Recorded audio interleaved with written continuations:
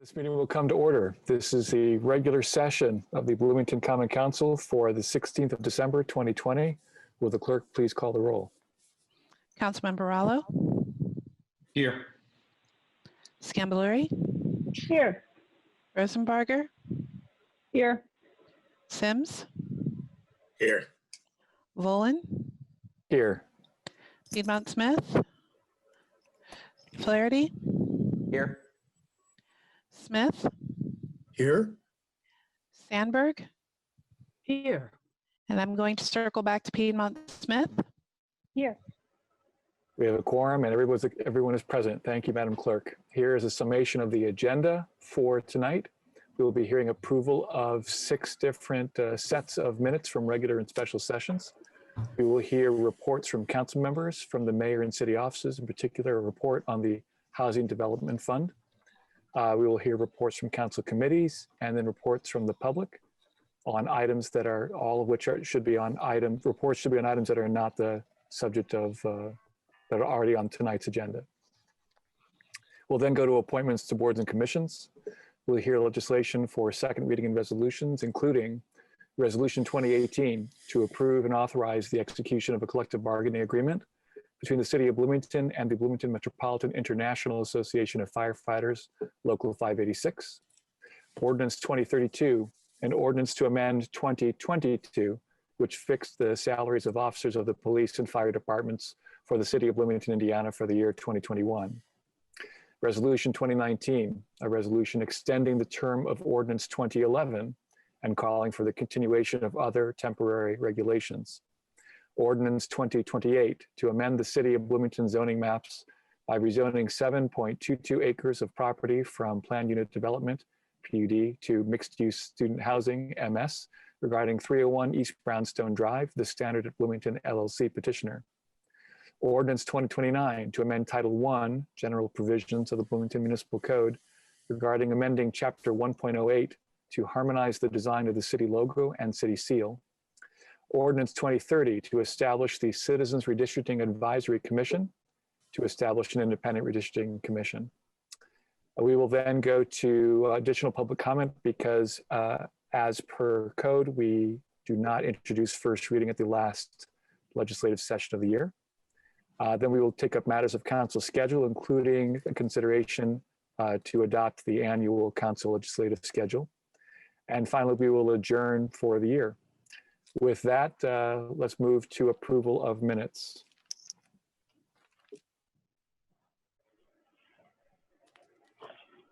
Yes, Mr. President, I move approval of the following set of minutes. The minutes of March 25th, April 1st, April 7th, June 3rd, June 10th, and June 17th, 2020. Second. We have a motion and a second. Is there any discussion on the motion for these 6 sets of minutes? Seeing none, will the clerk please call the roll on the motion to approve these minutes? Yes, Councilmember Scambaluri. Yes. Rosenbarger. Yes. Sims. Yes. Volin. Yes. Piedmont Smith. Yes. Flaherty. Yes. Smith. Yes. Sandberg. Yes. And Rallo. Yes. Okay. Thank you. That motion passes 9-0. We now move to reports from council members. I will start with Councilmember Piedmont Smith. Thank you. I want to speak briefly about the removal of tents at Seminary Park last Wednesday night after the city council meeting. And I just want to say that I disagree with this action on the part of the mayor and his administration. I feel like there was not proper notice given, neither to the people who were living in the park, and I believe there were people actually spending the night there. nor was there proper notification to the different agencies and levels of government that that provide services for homeless people. And there was no notification to us as city council members either. And secondly, so other than the lack of notification, I disagree with the action of clearing out the tents in the park on humanitarian grounds and on health grounds. In a pandemic, it is advised by the CDC to not close down homeless encampments. I really think that the mayor's office was misinformed about people spending the night there, because I spoke with caseworkers who say people were spending the night there. It wasn't just hanging out during the day. And that being the case, the CDC guidance is clear that those camps should not be disrupted during a pandemic because of the hazards of spreading the disease. And just basically, if we move ahead and enforce the policy against camping in our parks, we need to have better backup options. I think there are people in our homeless community who do not feel safe going into congregate shelter environments because of the pandemic, and we need to recognize that and respect that and find alternate solutions. Hotels for Homeless have done a great job on this area. To follow up, I have reached out to the mayor's office, to Paula McDevitt with Parks, and a couple of members of the Parks Board to request that basic sanitary facilities be provided in Seminary Park and in Switchyard Park. And that means portable toilet and hand washing facilities. And I have not received a positive response. I will keep pushing for that. I know it's not as easy as just plunking down a portalet, but I think we need to figure out a way to make it work, because it's a matter both of human dignity, having a place to use the toilet, and of public health. We do not want feces in our bushes. And I think it would be best to involve the people who have been living or hanging out in those parks with the upkeep of the facilities, so they can take some ownership and responsibility. But I think that's the bare minimum we need to do now, is to provide those kind of facilities. I also would like to see a moratorium on clearing out encampments in the future, as long as the pandemic is a serious health concern. So that's my report for tonight. Thank you. Thank you. Councilmember Rosenbarger. No report, thank you. Councilmember Flaherty. Yes, only briefly to say that I share Councilmember Piedmont Smith's general view, and I think she articulated the concerns that I share quite well. I made a statement to that effect 6 days ago on my council website, or webpage rather, on Facebook, and just wanted to mention specifically the hygiene resources and public bathrooms. I think those are the bare minimum that's deeply needed right now, and I agree and understand that it's complicated. It may require staffing, which was something that was suggested in the reports that came out of the I forget the acronym offhand, or the name. It was the group looking at challenges to the community.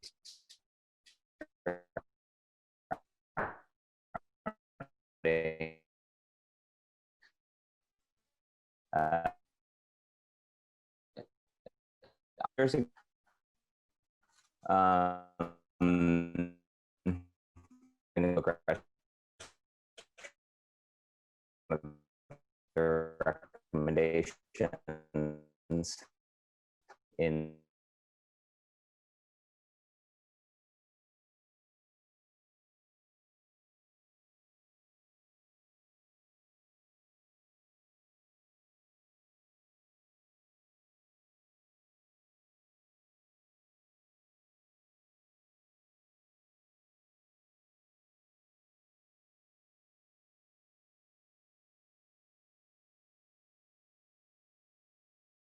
I'd like to bring forward. One of them is we had a sidewalk committee meeting, and we're moving forward on some projects.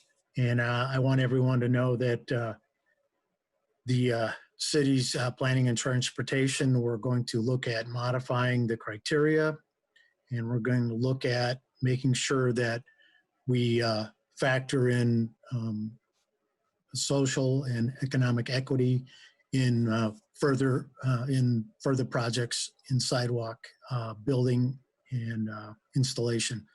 I think that's a great thing, so I wanted to highlight that. I also wanted to say that I've had a couple of meetings with constituents on the changes to allow multiplexes, and those were really great. Planning and transportation again was quite helpful, and came to one of them. And there'll probably be some public comment at the end of the evening when it's appropriate from some constituents that want to say something about that change. Thank you very much. That's all I have to say. Thank you. Councilmember Sandberg. No report, thank you. Councilmember Scambaluri. Yes, thank you. I'd like to actually do something I feel like I should have been doing all along this year, and that's acknowledge some city staff who have been particularly responsive to residents in District 2 around different issues. And I just wanted to say thank you.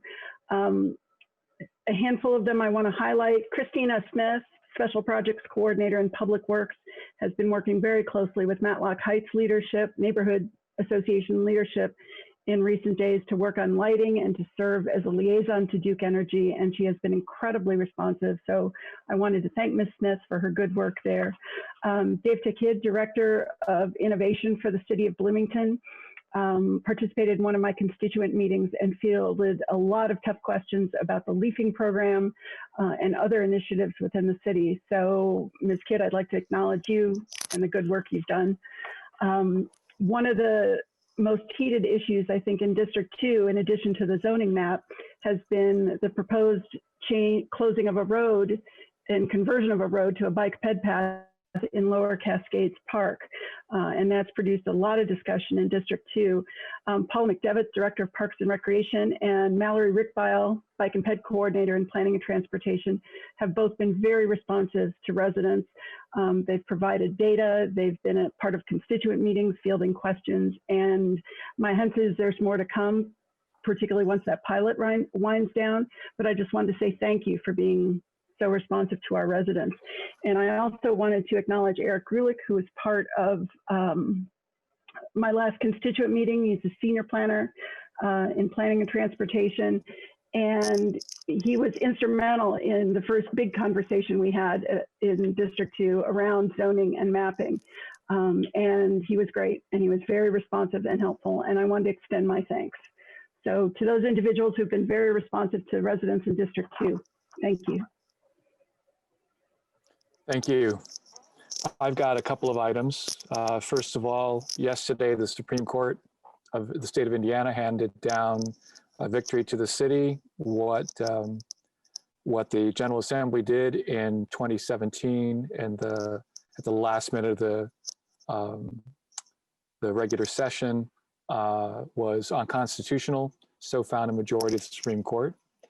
And I'm just going to repeat what I said yesterday, which is that the mayor's plan obligated the Common Council to consider the annexation proposal in a process that by state law is required to take at least 5 months. We were halfway through that process when the General Assembly unconstitutionally overrode existing state law to stop it. Council recognizes the strongly felt concerns of everyone involved, whether there are people who live within the city or who are outside city limits. I think I'm speaking for the whole council when I say that the current council is committed to taking up the annexation plan at some point in 2021 with the same fair, thorough, and critical vetting of the plan that the previous council was in the middle of undertaking. But it is going to be one of the big stories of next year, and fair warning to my colleagues, brace yourselves, here it comes. The other thing I wanted to point out is an interesting mail I got from Aaron Predmore of the Chamber of Commerce, who is advocating a new organization called, at least new to us, called the Monroe County Medical Reserve Corps. It's a national program organized locally to coordinate volunteers in the event of a disaster. But they also build community resiliency in times of peace through public health education and offering trainings. Anyone can join, whether they're medical or not medical, as long as they're 18 years of age and they don't have a criminal history. So I want to encourage people to sign up for it. People who join the Corps can be health educators, nurses, doctors, students, retirees, teachers, social workers, technicians, government employees, office clerks, retail employees, and more. Whenever there's an emergency, they only respond when activated by the state or the local emergency management office, and volunteer roles can vary depending on the background of the person who's volunteering. But your time and involvement is always completely voluntary, even in the case of an emergency. To become a volunteer, you'll need to register with ServIn, the State Emergency Registry for Volunteers of Indiana. That's how they'll contact you for an emergency, which you are then given the option to respond to or not respond to. The Corps also uses ServIn to access volunteer contact info, their preferences for deployment, any completed trainings or licenses, and more. If you want to know more about the Monroe County Medical Reserve Corps, please contact the Chamber of Commerce. I'm sure they'll be happy to guide you to the right location. That's it for councilmember reports. Before we go on to the next item from the mayor and city offices, I want to put out a quick request. I see that there are 100 people present tonight. I imagine some of them are here to speak on an item that is not on tonight's agenda. If you are wanting to speak at open public comment in a couple of minutes, please use the raise hand function in Zoom now so we can get a sense of how many people want to speak and allocate time accordingly. We have 20 minutes at the beginning of the meeting for open public comment and 25 at the end of the meeting. With that, we're going to go now to reports from the mayor and city offices. And here to present the Housing Development Fund report is the soon to be retiring and soon to be very much missed Doris Sims, Director of Housing and Neighborhood Development. We can't believe you're leaving us. Well, I suppose Councilmember Sims can believe that you're leaving. Doris Sims, welcome, please go ahead. Thank you. I'm Doris Sims, the Director of Housing and Neighborhood Development Department. Soon to be retired Doris Sims, but I would like to share my screen. I have a presentation regarding the Housing Development Fund. Please go ahead. Okay.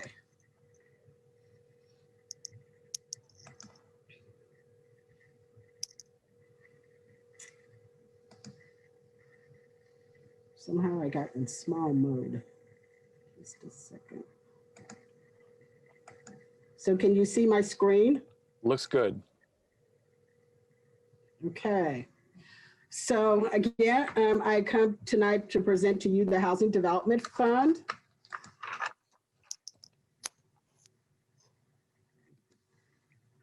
The Housing Development Fund was established in 2017 by City Ordinance 1703. Funding for the Housing Development Fund comes from primarily 4 sources of funding. The Bloomington Monroe County Foundation Housing Trust Fund, which was established in 1996 as an endowment fund.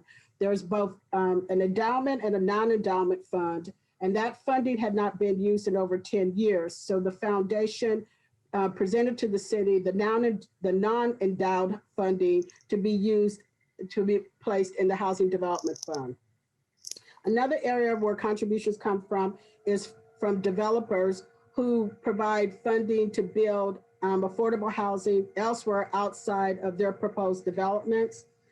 Interest income from the funds, the money inside the funds where we have earned interest on the funds, and then loan repayments. We currently have 1 loan that's in repayment.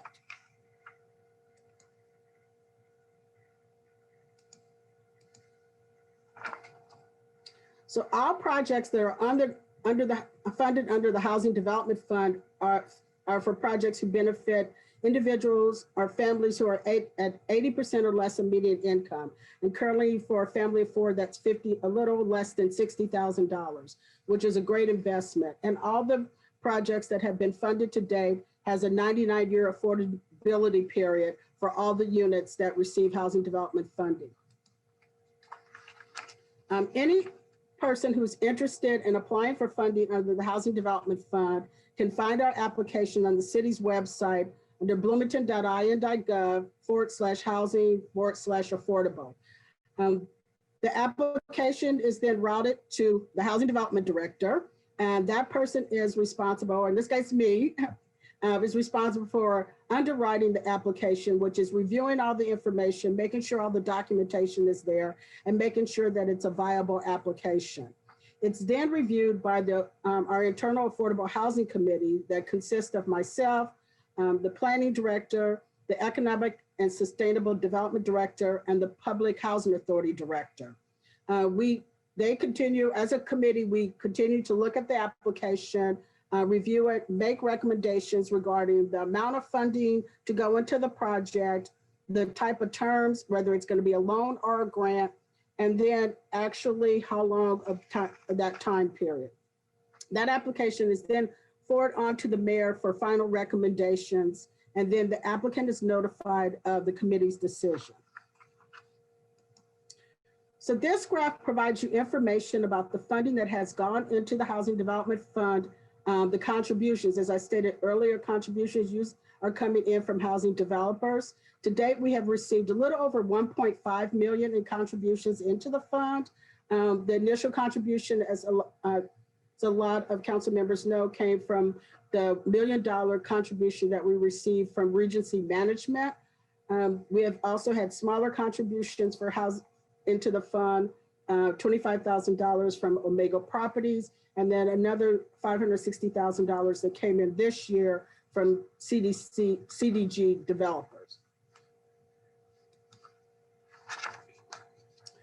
As I stated, another form of revenue into the account is through the Community Foundation non-reverting fund. And to date, we've received contributions from that non-endowment fund of a little less than $560,000. And then from loan repayments, currently we have one loan in repayment, and to date that loan repayment consists of $42,370. There's also another $6,000 that's listed on here, and that is from where we had a property that was in foreclosure that the fund loaned the money to the Housing and Neighborhood Development Department to actually purchase that property out of foreclosure. And once the foreclosure was complete, then the hand department repaid the fund. Interest income to date is about $55,300. All of my numbers are wrong. That has been put into the fund over time. And then expenditures out of the fund, to date we've spent $615,000 out of the Housing Development Fund. That has gone for projects for Bloomington Cooperative, as I stated, for the 10th Street lot, where the fund loaned money to the hand department, for Union at Crescent, and to South Central Indiana Housing Cooperative, or SIHO's project.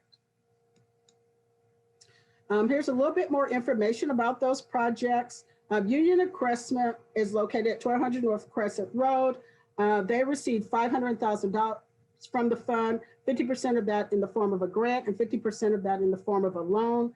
There's 102 affordable housing units there, made up of 1 and 2 3-bedroom units. And the amount per unit that we funded out of the fund is a little less than $5,000. Bloomington Cooperative, which runs a cooperative housing project on West Kirkwood, received $159,000 from the fund, in the form of a loan. That is the loan that's currently in repayment. That was used to help them purchase the facility. There's currently 20 single room occupancies there at that cooperative, and it was about $7,900 per unit that the Housing Development Fund provided in that request. And then Switchyard Apartments, which was owned by South Central Indiana Housing Opportunities, or SIHO, they received a grant of a little over $35,000. At that location, they currently have 8 1 to 2 bedroom units, and our contribution is about $4,400 per unit. And then West 10th Street, as I stated, was a lot that was in foreclosure that the fund loaned to hand to purchase the lot. We looked to sell that lot to Habitat for Humanity, and they looked to move on that lot their first container housing unit. So we're looking forward to that come next year. And then Reverend Butler and Walnut Woods are 2 housing projects that are currently owned by the Bloomington Housing Authority that they're currently rehabbing under what's called renovation RAD conversions. Those funds were loaned to their non-for-profit, which is known as Summit Hill. We loaned them $215,000.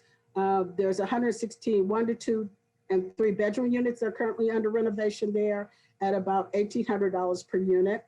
And finally, Bloomington Cooperative Housing has just purchased another facility that's located at 921 West 9th Street.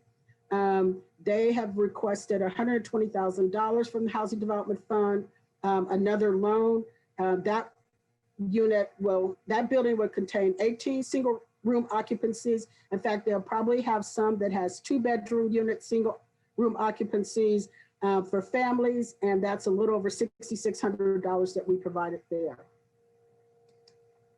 Here's a map of the locations of the project. As you can see where they're located, pretty much on the northwest side of Bloomington. We do have one southwest as well as southeast.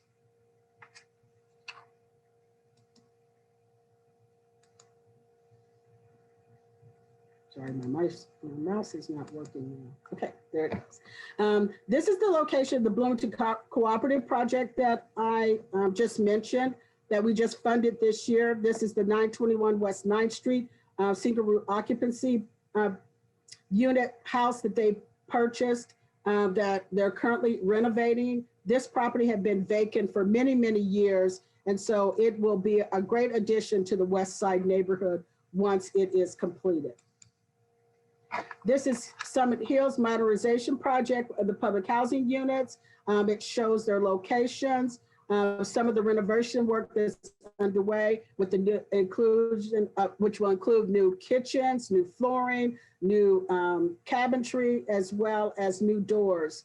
And so that would be a great project as well once it's completed. For 2020, the revenue as of November 30th into the Housing Development Fund is $604,720. As you can see, that come from investment interest, principal repayments, as well as the Housing Trust Fund endowment account, non-endowment account with the Community Foundation, as well as a voluntary contribution from a developer. Expenses to date include the grant that we gave to South Central Indiana Housing Opportunities, as well as the Union at Crescent project, which just completed renovations this year. So just as a recap with the fund, our beginning balance at the beginning of January 1st was a little over $1 million, $1,131,349. The total revenue that we took into the account this year is $604,720. Our total expenses for through November of this year is $243,505,000 with a fund balance of $1,492,563. Keeping in mind that the above fund balance does not include 2 outstanding funding commitments that we have, and that's for the 2 projects that I showed you with the Bloomington Housing Authority for $215,000 and Bloomington Cooperative $120,000. So once those funds are expended, then that would bring our uncommitted balance of a little over $1.1 million for the fund. And that it concludes my presentation regarding the Housing Development Fund, and I'm happy to answer any questions you may have. Thank you. And if there are any questions from members or comments on the report, please let's have them now. Also, this is an opportunity to heap praise on Dora Sims. I'm not sure we're going to have another chance to have her in front of the council. So with that, are there any members who'd like to ask questions about the report or heap praise? Councilmember Scambaluri. Thank you. I'm happy to heap praise and ask a question. I first began my in-depth involvement with the city and the redevelopment commission, and Doris was among those who made sure we were oriented and moving forward. And thank you, Doris. I am grateful for that. I always will be. Thank you for the report on the housing fund. I would be interested in your take. Obviously, COVID has changed everything, in particular with the economic downturn that's resulted. And I'd just be interested in your take. How well positioned are we going forward? Are we seeing more demand? How has the market changed in a way that this fund might be able to respond better? I would just be interested in your take on that. As far as the amount of housing that's needed? The amount of housing that's needed, how well positioned we are with the balance we have in this fund. And I'm wondering if COVID has changed any of that, if that economic downturn has created more demand. Well, I would say with COVID that there's going to be more demand for housing, particularly, right now, a lot with the federal government is that they have the moratorium on rental evictions as well as with mortgage foreclosures. And I think that once that comes to fruition and it stops, then we may see more people who may need housing. The fund is really well positioned to help any developer who's interested in building affordable housing within our community. I think what we have noticed is that there has been a slowdown in the building of housing, particularly because housing supplies, lumber is very expensive now due to COVID. So there's not a lot of building going on. Projects that were approved earlier, that included some other affordable housing components, not necessarily funded through the Housing Development Fund, hasn't even started that construction yet. And hopefully that will take place soon. Thank you. I appreciate that. You're welcome, and thank you for the comment.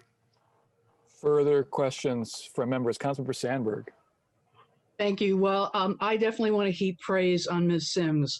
I have thoroughly enjoyed working with you, obviously, in the Jack Hopkins social services arena and the CDBG grant funding. You have been a stalwart in doing everything we possibly can within our means. Some of it is limited, but you have done a great deal to innovate and to work us toward a goal of trying to build in housing affordability, again, to the best of the city's ability. And for that, I thank you. You're going to be a difficult act to follow. And again, the many, many years I've had the privilege of working with you, I know how dedicated you are to this whole issue of housing affordability, and that cannot be said often enough. Thank you, ma'am. Thank you. Thank you. Councilmember Piedmont Smith. Yeah, I also want to heap praise. I really, really appreciate the many years of hard work and dedication that Doris has given to the people of Bloomington, the city of Bloomington. And she's always been great to work with and can explain, all the HUD guidelines and all the CDBG stuff, which is sometimes difficult for a layperson to piece together. So I really appreciate that. And I want to tie it together with the remarks I made at the beginning of this meeting.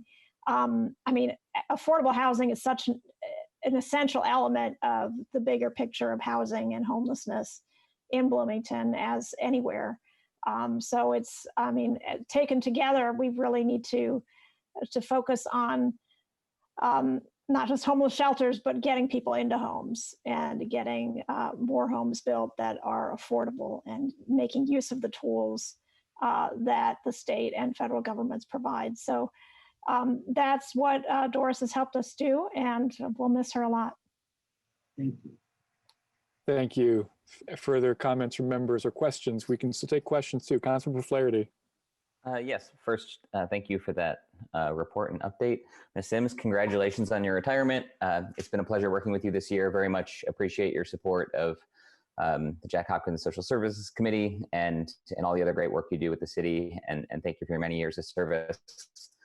I did have a question about the presentation, which it relates to long-term expectations for this fund. I know with the UDO that was adopted late last year, the approach that we take to incentives in affordable housing has shifted a bit in that mostly barring sort of exceptional circumstances now, affordable units when used as an incentive for a developer are required to be within the development itself that they're building.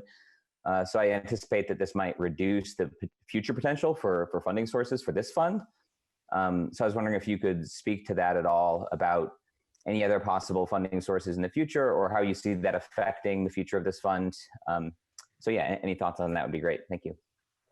Well, I think that there is still a component in the UDO, if I'm not mistaken, that if a developer goes for a rezoning, so if they go for a PUD, I know that planning is hoping that there's not that many to get funding into the fund. And, you know, another possibility, because you are the city council and you do, you know, you're over financials, that hopefully the city council will see the need for it and will actually fund it like they do with the Jack Hopkins funding, that it's something that the city council would be willing to do as well moving forward. Great, thank you. Thank you. Further questions from members? Councilmember Rallo. Thank you, President Volin. Doris, thank you for all the help you've given the council and me over the years. Some very difficult topics, difficult matters like neighborhood and compliance and things like that. And you've always worked on behalf of the residents of Bloomington, and I really appreciate it. And sorry to see you go, but now you have a well-earned retirement. Looking forward to that. I wondered about maybe just going a little further with that 1.1 million. Is any of that earmarked at all, or anything in the works, or is there nothing intended for those monies yet? So currently there's not any applications that has been submitted lately for what's currently available in the fund, other than the two projects that I had mentioned earlier, with Bloomington Cooperative and with the Bloomington Housing Authority, their nonprofit Summit Hill. So if you know anyone who has a project that they're interested in funding, you know, please do send them my way until January 30th. Is that it, Councilmember Rallo? Okay. Thank you. Further questions? Councilmember Smith. I just want to say thank you very much, Doris, for all the help you've given us in any meeting that I've been in. You've been so helpful, and you're a rock star. So enjoy retirement, and thank you very much. Thank you. Any other questions or comments from members? Councilmember Rosenbarger. Hi, Doris. I just wanted to say congrats on your retirement. I'm very excited for you and your family. Feel free to keep us posted. Good books, you know, fun trips, new places to hike. Just let us know what you're up to. Thanks. The only people who are left who haven't spoken are yours truly and Councilmember Sims. Councilmember Sims, got anything to say? Sure, and as customary, I'll give the president the last word. Long before I was a council member, I was, and still am, Mr. Jim Sims. I am so proud of Doris. I don't know if many of you know, she started her career during the administration of Mayor Tommy Allison. And we've been through, to some degree, both Mayor Fernandez and Mayor Krazan, and now going into the second term of Mayor Hamilton. This has been a long time coming, well-deserved, but it's not something you take lightly. It's taken a lot of thought, a lot of planning, a lot of prayer, a lot of consultation, more prayer. But probably one of the final links in that chain was that we had to make sure that once she left the city, at least her husband would still be able to manage his lifestyle to the manner to which he has become accustomed. And we have met that. So on January 29th, we're just moving on to another phase in our lives. So thank you for your service. Thank you for caring. And see you later on this evening. On that note, I'll simply say that the Housing and Neighborhood Development Department has loomed large in the political life of this council member, just because half of the 6, or maybe more than 6 rental inspection officers are devoted to properties in District 6 alone, because that's how many rentals there are there. So, you know, I am grateful for all the good works of the hand department that have been led by Doris Sims all these years. I don't know where our district would be without the work of her and her staff, the tireless work of her and her staff. And I hope she's not tempted to haunt City Hall after she retires. Pretty sure that she won't be, but you know, you don't have to be a stranger or anything, Doris. We'd love to see you from time to time, and at least we can still maybe ask you the occasional professional question, because Councilmember Sims can't get rid of us that easily. So thank you again for all your hard work on behalf of everybody. We are grateful to your service to the city, and we hope you have a happy retirement. Thank you all for your kind words. I will not be a stranger. At least maybe I'll stick my head into a council member if you're still doing Zoom, so you can see that I'm still here. And I am looking forward to my retirement with my lovely husband, who I am glad that he's no longer called Mr. Doris, and now is Mr. Jim Sims. So thank you all. Thank you. All right, well, that concludes that report. We now go, are there any other reports from the mayor and city offices? Seeing none, we'll go now to reports from council committees. Are there any reports from council committees? Seeing none, we will now go to reports from the public. Now, I have asked people to raise their hand if they wanted to speak on items that are not on tonight's agenda, not the subject of items on tonight's agenda. Right now, I count 14. Is that right, Mr. Lucas? How many people have raised their hand? I've counted, I think, 17 now. 17. That's going to be not much more than 1 minute per person. So I don't know if members want to vote to extend the period or simply to ask people to wait until the end of the meeting to speak. But we're not going to be able to accommodate anybody with more than 1 minute at a time otherwise. So I wonder what the council's pleasure is.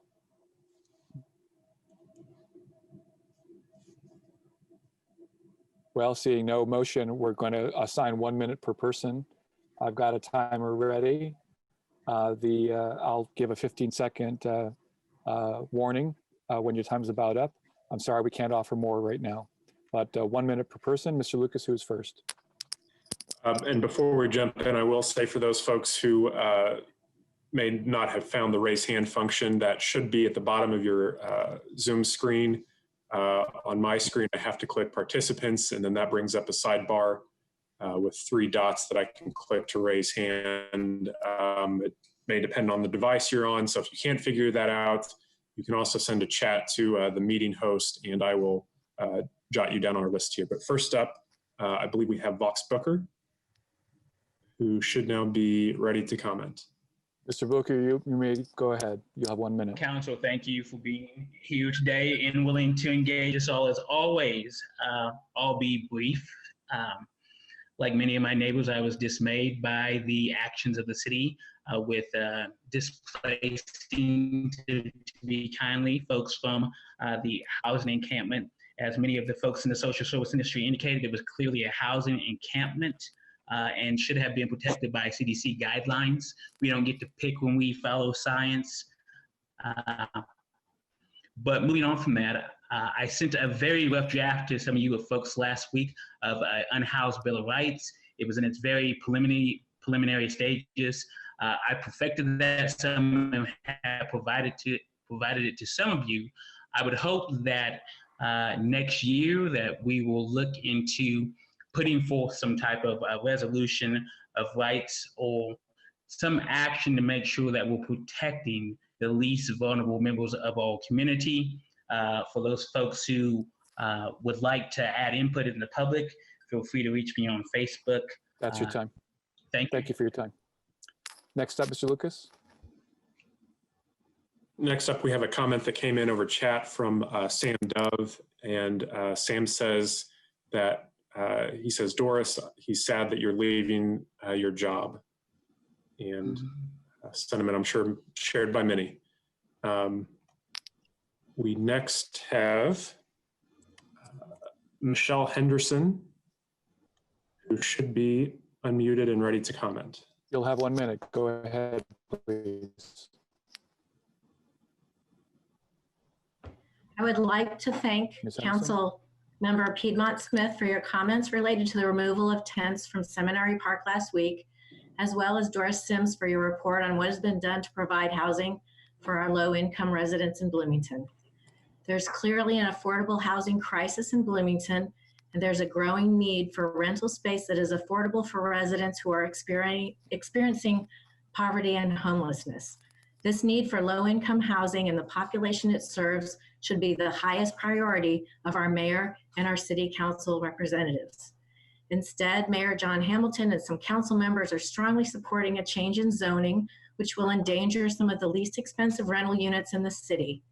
Under the proposed UDO zoning map, the small houses near downtown will be permitted to be torn down and replaced by up to 12-bedroom apartment complexes.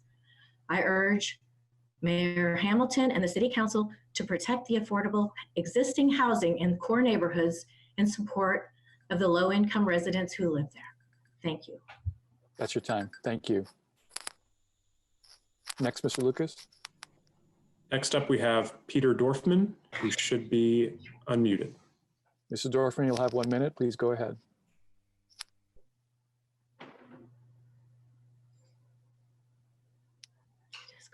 Mr. Dorfman, we can't hear you.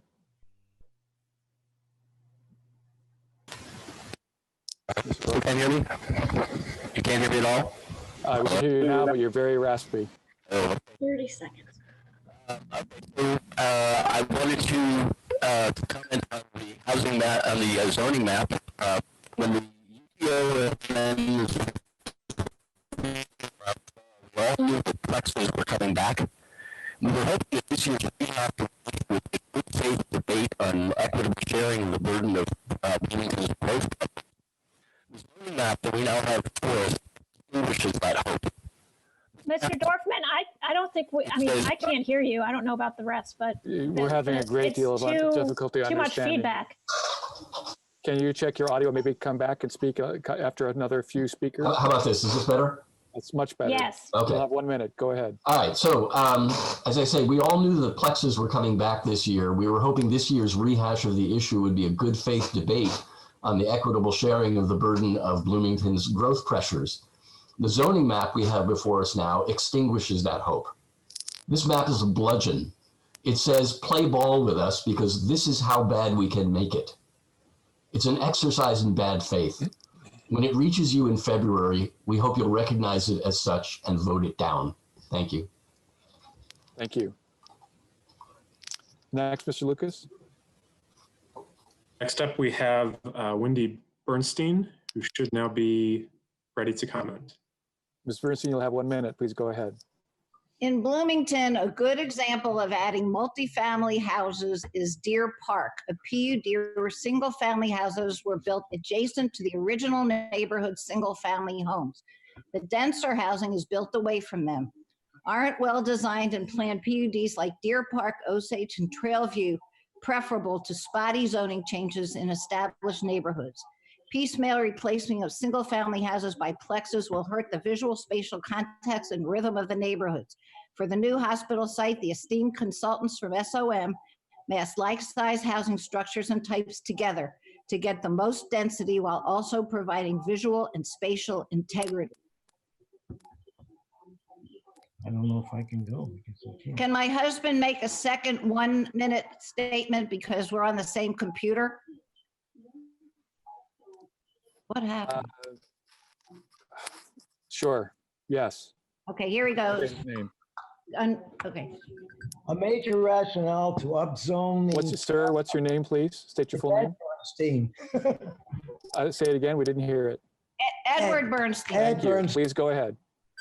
A major rationale to upzone throughout Bloomington was to create affordable housing doing housing close to work and downtown. This has been taken off the table based on our recent Elm Heights meeting with a city planner. It now comes down to density and diversity.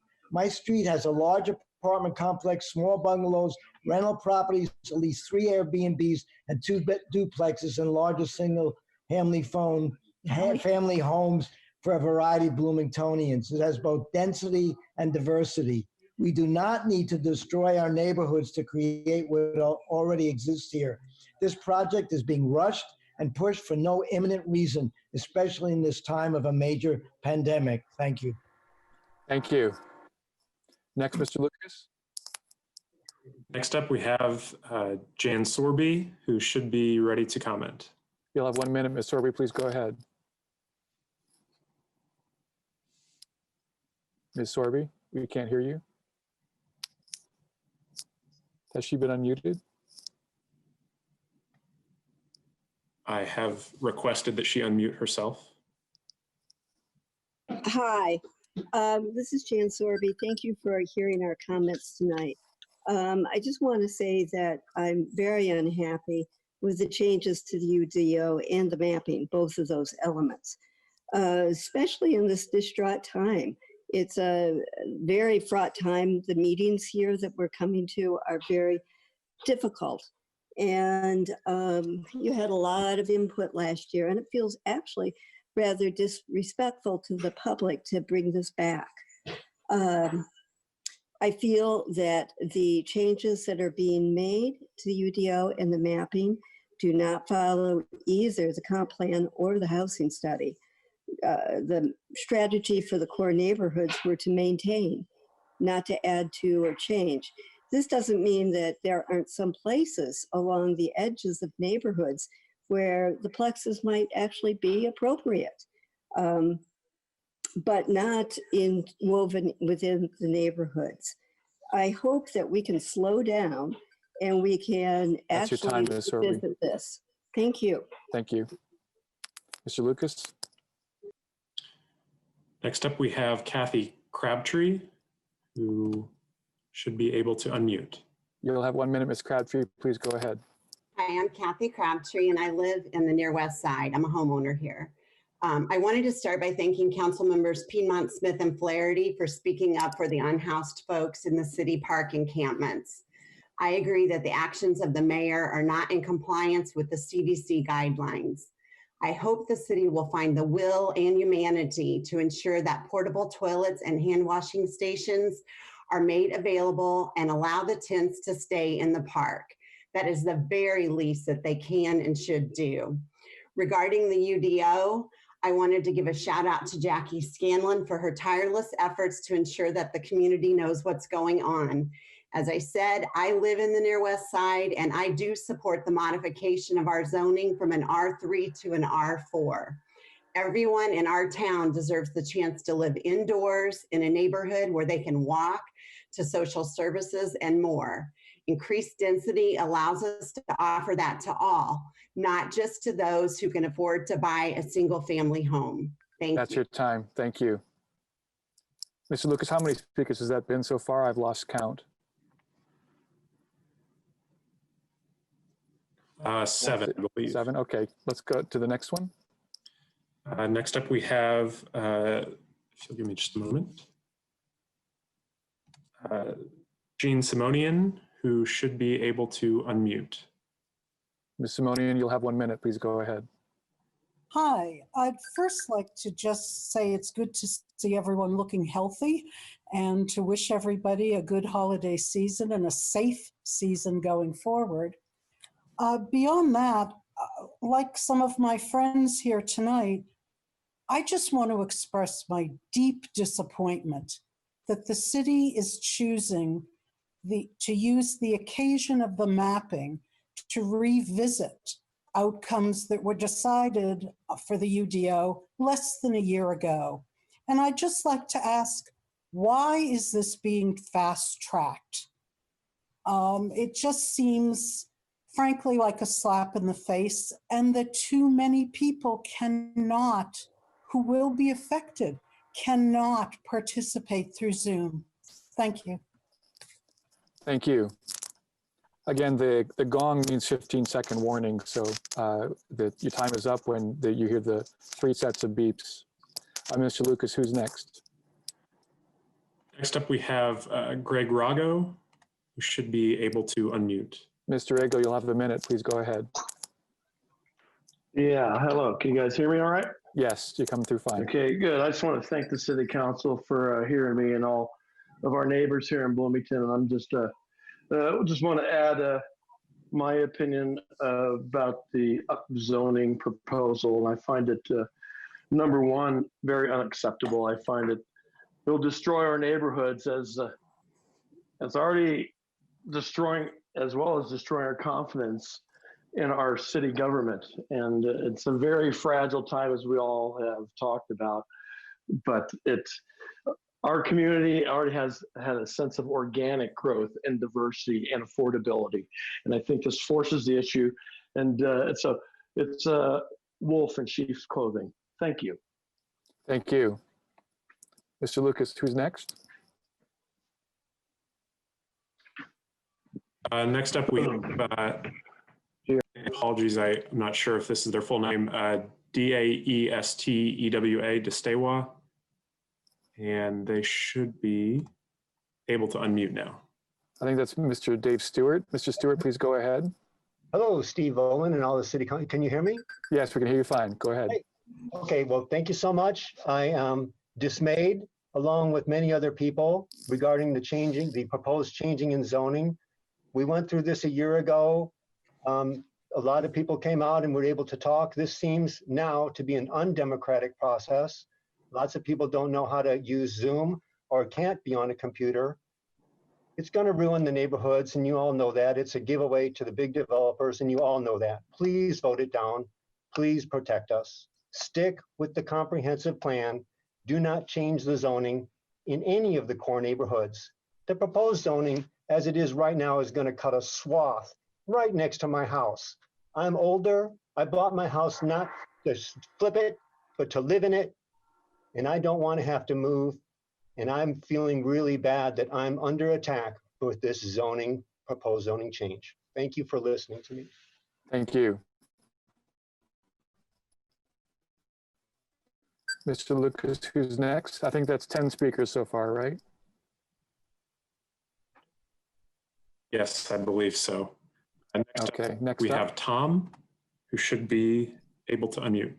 Yeah, my name Please is state Tom your full Mellon. name. I live in the Brand Park Thank you. neighborhood, and my concern with the zoning is I don't think anything's been thought out in terms of infrastructure.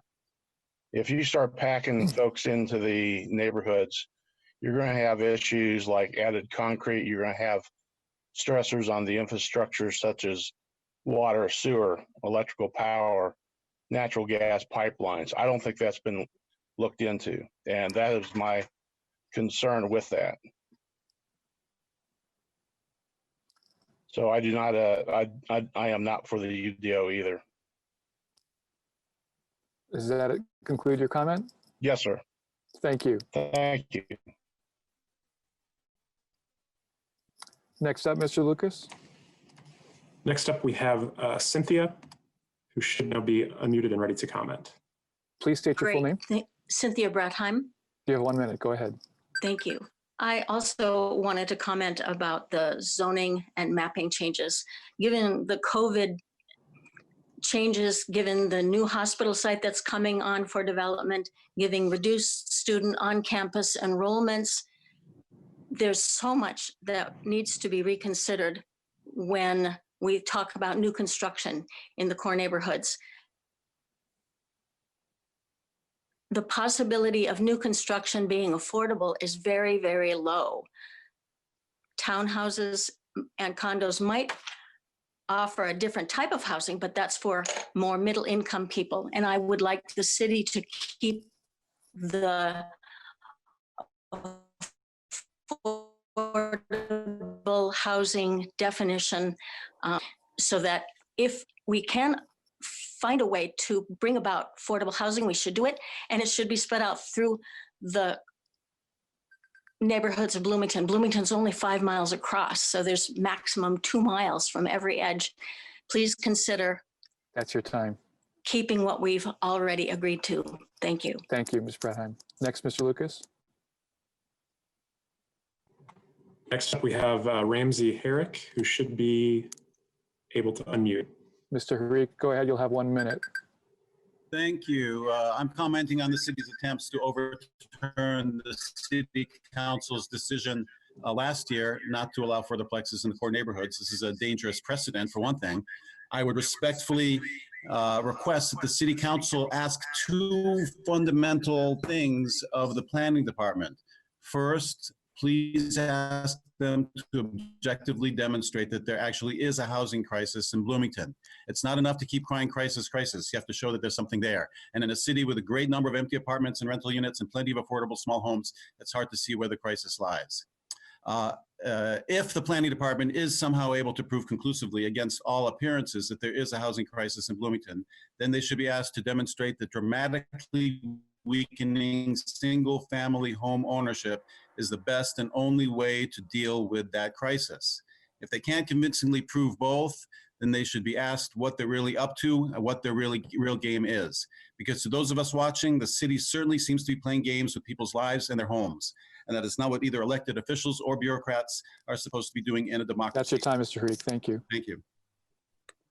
Next up, Mr. Lucas. I didn't know if you were gesticulating or what I was supposed to do. We have Barbara Moss, who should be Wait a minute. unmuted. I realize that now. Ms. Moss, you'll have 1 minute. Please begin. We've lost her microphone. Okay, can you hear me? Yes, please go ahead. Okay, great. I guess I'm just kind of piggybacking on what most people have said. I'm quite disappointed that this has been brought back after we went through this last year. And it's to me like a nuclear option. And it reminds me too much of what happened when we lived in New York 25 years ago, the way the government would act. And it really doesn't behoove you folks or the mayor and the administration, from my point of view, to be bringing this up in such a way that has not been even discussed with the community. And certainly we want to be reasonable, and there could be places where we could have a little bit of upzoning, and in this nuclear option way with 12 bedrooms and even up to 24 if there are permissions granted. And then to work down, perhaps. It just seems the wrong approach, and it doesn't make us trust. Time, ma'am. Be trusting of what is happening. Okay, Thank you. Next up, Mr. Lucas. Next up, we have Abraham Morris. Mr. Morris, oh, sorry. You'll have 1 minute. Please go ahead. Thank you. My name's Abraham Morris. I live on the near west side.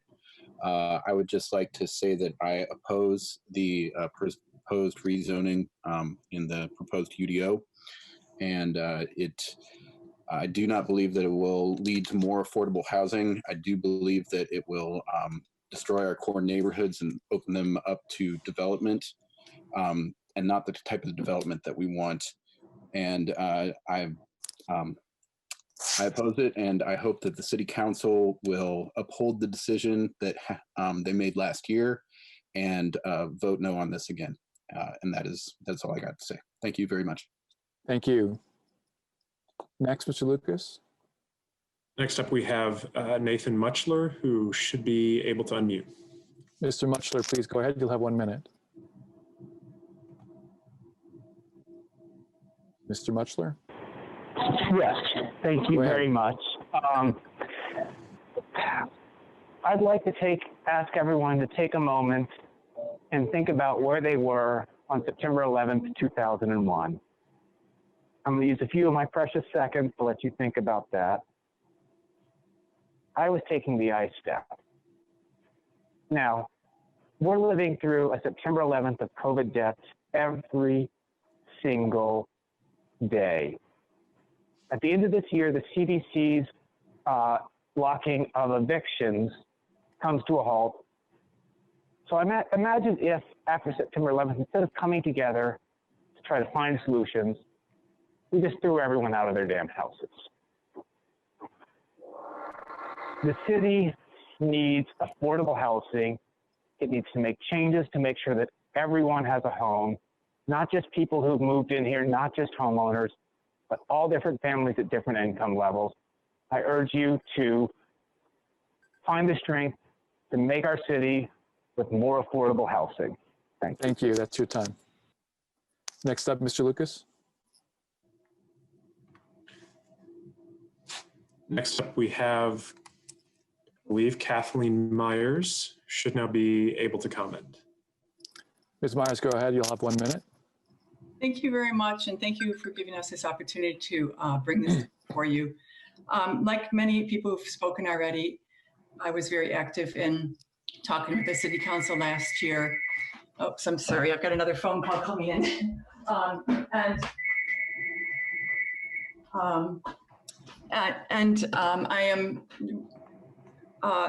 It's been hard for me to even write to the City Council. I am so dismayed that after spending nights at the City Council meetings, writing to the newspaper, having things published, trying to build consensus, that in under a year, in the midst of a global pandemic, when people are fighting for their jobs, their sanity, their health, and keeping kids in school, that our core neighborhoods, our livelihoods, our neighborhoods are being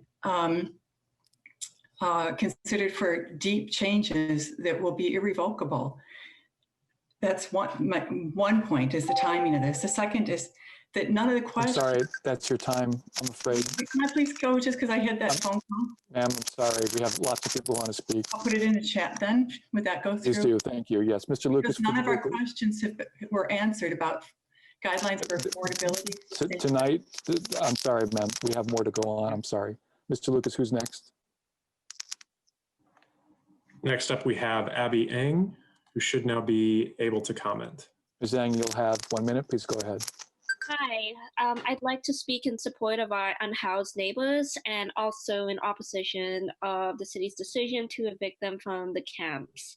I do urge local elected leadership to work in coalition with other social service agencies, nonprofits, the county to come up with plans for safe and secure and stable housing, including working towards long-term solutions that are compassionate and that lower barriers to housing, better mental health and more accessible mental health treatment, recovery, and other services. Thank you for your time.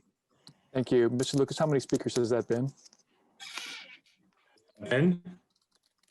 How many? Roughly 18. Okay, we'll take 2 more. Who's next? Next up, we have Alex Goodlad, who should be able to comment. Mr. Goodlad, go ahead. You'll have 1 minute. Okay, so I want to kind of piggyback off of what Abby was saying about just what went on in Seminary Park.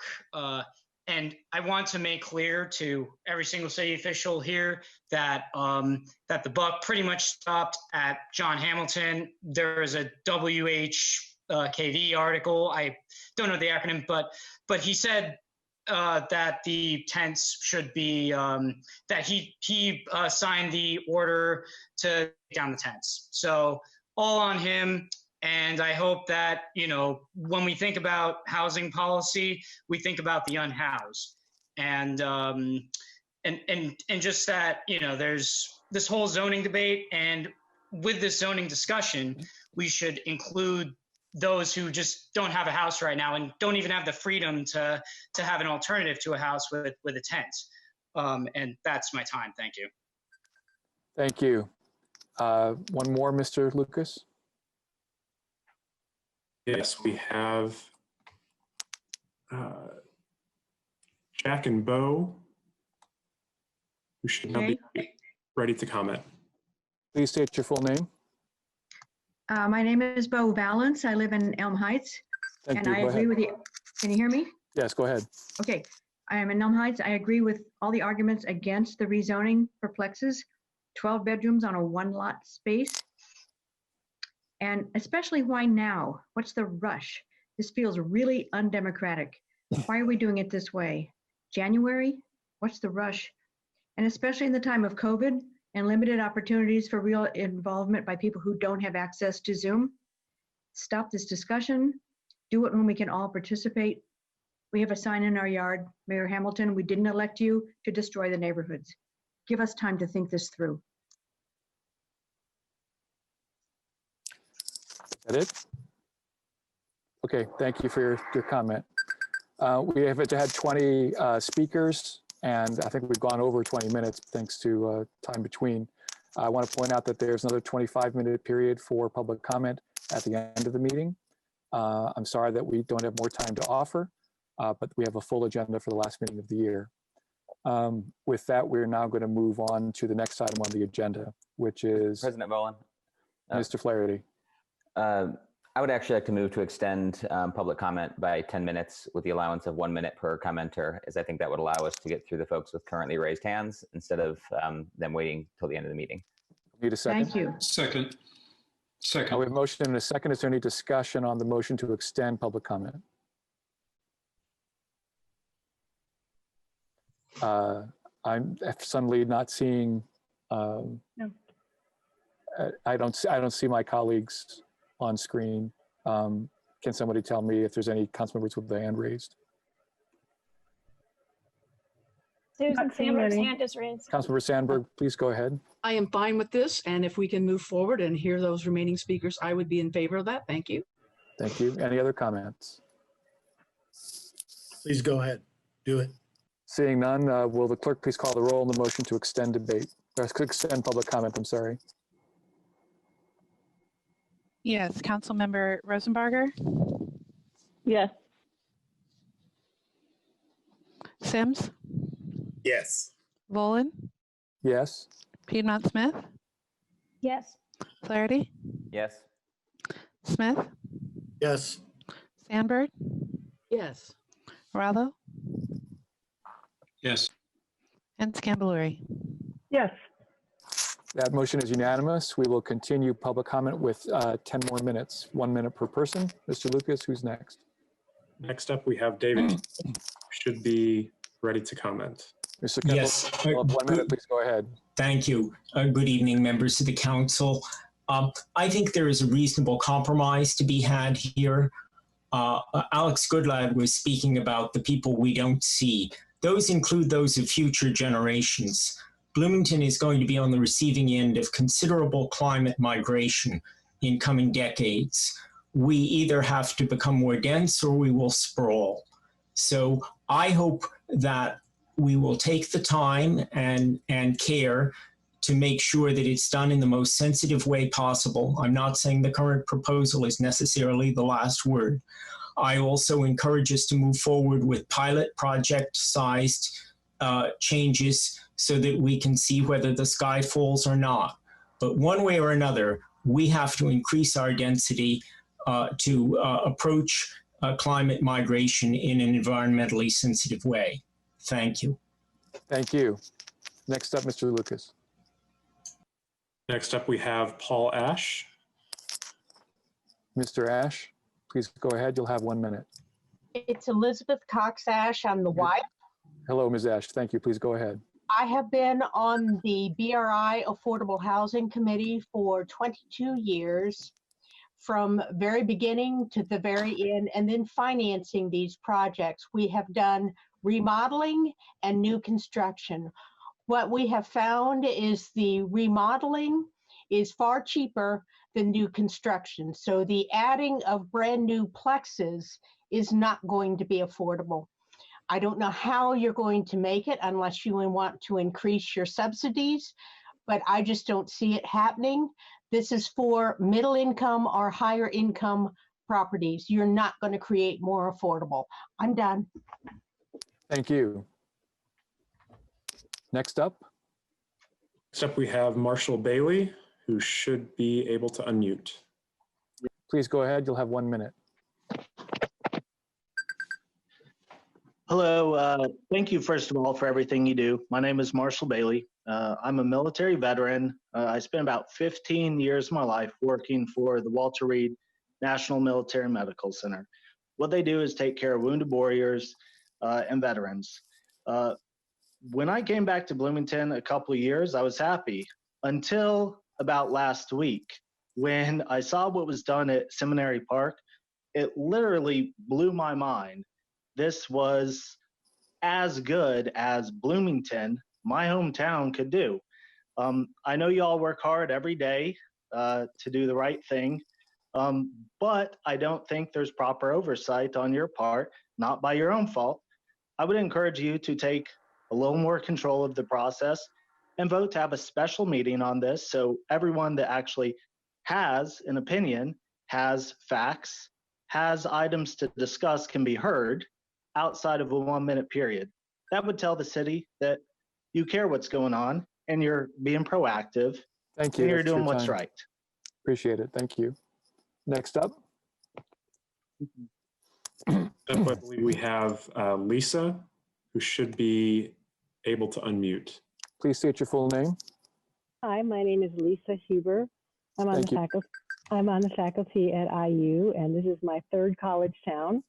I've been in many college towns where they have upzoned, and I have seen the result of the loss of historic neighborhoods. We moved from the far south side to Hoosier Acres just a year and a half ago, and while I am so supportive of every opportunity and everything that all of you are doing to increase housing equity and fully believe the importance of that, we have a rare opportunity to save historic neighborhoods close to downtown. And college towns that lose that lose a lot of their original charm. And I think a lot of the charm that we have found here in Bloomington. Thank you. Thank you. Next up, Mr. Lucas. Next up, we have Russ Skiba, who should be able to unmute. Mr. Skiba, go ahead. You'll have 1 minute. Thank you. I'm speaking about the amendment to Bloomington's VO. The planning department stated that the proposed upzoning would provide, quote, equitable access to housing and an increase in affordable housing. As a researcher for 25 years in the field of racial justice, my immediate impulse is to look at data. To what extent does the research support claims that upzoning improves equity and affordability? The brief answer is it doesn't. Far from encouraging affordability, upzoning has consistently been found to result in a decrease in affordability, an increase in property taxes, an increase in average rents, and a reduction in affordable housing units. As a result, upzoning has not been found to be shown to make a contribution to equity, but rather has been shown to lead to racial displacement in upzoned areas. As a result of those displacements, there have been numerous protests against upzoning in New York and Los Angeles, mostly involving residents of color and lower income residents.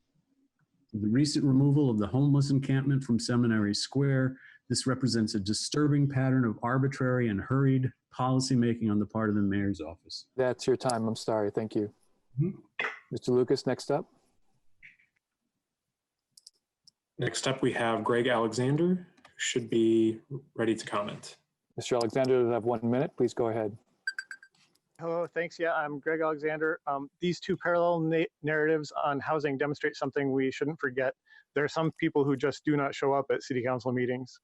There's a population which has recently been reminded that their own needs are so unimportant to us that we would even ignore CDC guidelines in order to punish them, apparently viewing them as a form of urban blight.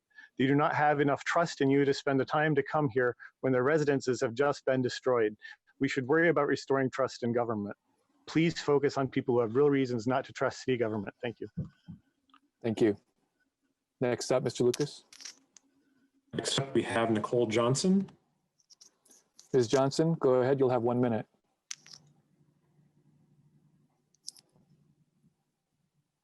Are you there? She's not unmuted. Can we unmute her? I've requested that she unmute herself. Can we go to the next speaker and come back to her? Yes. Next up, we have Gail Weaver. Ms. Weaver, you'll have 1 minute. Please go ahead. I see Nicole may have. We'll come back to her. Hi. Who's live? Well, they're both muted now. Nicole, if you're able to unmute, go ahead.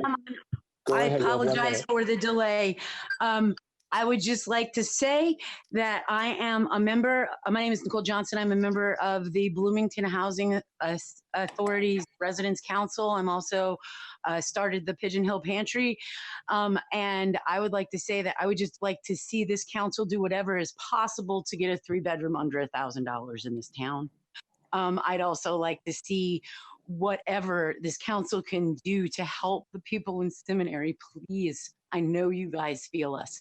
I've worked with enough of you long enough to know that you are on our side on this matter, and I appreciate any and all help that you can offer in that front. And thank you. Thank you. Next up, we have Gail Weaver. Ms. Weaver, please unmute. You'll have 1 minute. Hi, can you hear me? Yes, go ahead. This is Gail Weaver, and I just have a couple comments. One is some things that I think were kind of unfortunate when many of us met with the council last year. It seemed like we were sort of divided into two groups. Many of the older folks like me who were residents of the core neighborhoods versus a lot of the young people who are very idealistic and progressive. I think we got the impression sometimes that we were trying to limit the kind of people living in our neighborhoods or something like that. And I don't feel that was really what we were trying to get at. One point I would like to make is that I think it's important, and we all know that we need to have many different kinds of housing in Bloomington to try to meet the needs of various people here. And I think one important part of that is single family residencies, and that we shouldn't eliminate that category, that it should still be available. I don't think it's just for senior citizens who may be living in these neighborhoods now. That's your time. This will be leaving them in the future years, and I think there will be demand for that type of housing. Thank you, Ms. Weaver. That's your time. Next up, Mr. Lucas. Next up, we have Jennifer Crossley. Ms. Crossley, you'll have 1 minute. Please go ahead. Can you hear me? Yes, go ahead. Thank you all so much for allowing us to speak. I'll be very brief since only 1 minute. My name is Jennifer Crossley. I'm the chairwoman of the Monroe County Democratic Party. And I, again, echo the sentiments of the folks that are speaking out on the unhoused in our community. I strongly urge all elected officials, both city and county alike, to bring to the table township board trustees to work together to end the war on our poor. We should fight the poverty, not the poor. And a great friend reminded me that shelter beds do not equal homes. So we must work together to make sure that we are having long-term solutions for those that are experiencing homelessness and unhoused. Because at the end of the day, the folks that are at Seminary Park, they're somebody's child, mother, sister, brother, and we should show compassion and give them grace at this time. Thank you. Thank you. Next up, I think I see 2 more speakers. Is that right? Yes, that's correct. Next up, we have Bob, who should be unmuted. Can you please state your full name? Yes, my name is Robert Meadows. And, thank you. Go ahead. And listening to everything that I've heard tonight from all the speakers, I think it's an opportunity for the government to exercise participatory democracy. And it's an opportunity for the Planning Commission to establish workshops and have an opportunity to speak with the residents and the owners within each of the neighborhoods. Thank you. Thank you. And last up, Mr. Lucas. Last, we have Sharon Yarber, who should be ready to comment. Ms. Yarber, you'll have 1 minute. Please go ahead. Yes, can you hear me? Yes, go ahead. Yes, thanks for the opportunity to speak. I'm a homeowner in Matlock Heights, and we are an historic neighborhood. And we've dealt with some student rentals in our neighborhood. And they've been local landlords, and we've been able to work together in terms of our neighborhood. But if we go to the upzoning, our neighborhoods will change and not be a good thing. Plexes will be developed, and they'll probably be developed from outside the city by big developers. Local landlords will not be in existence much anymore. And recently, someone from the planning department, when pressed about the need for affordable housing, saying that plexes will really not fulfill this need for affordable housing. It was mainly to just create density because it may likely turn into student housing. And I too feel this is not a democratic process and is being rushed through, and I think we should look for other options. That's your time. Thank you very much. All right, that concludes the first period of public comment for this evening.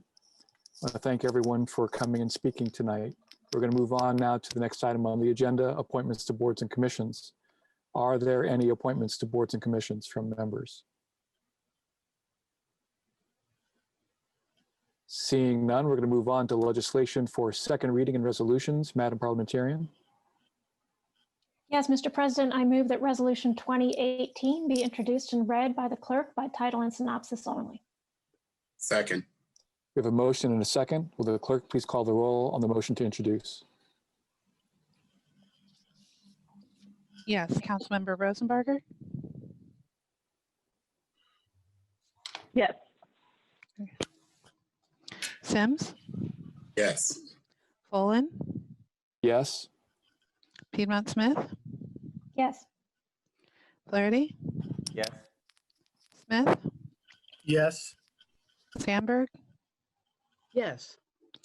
Rallo. Yes. And Scambolari. Yes. The motion is unanimous. Will the clerk please read by title and synopsis?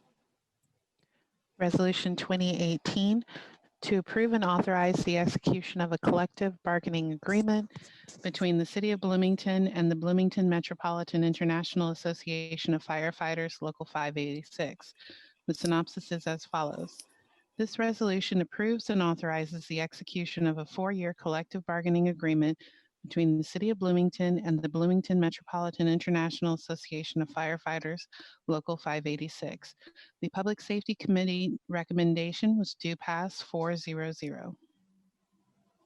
Thank you. Mr. President, I move that Resolution 2018 be adopted.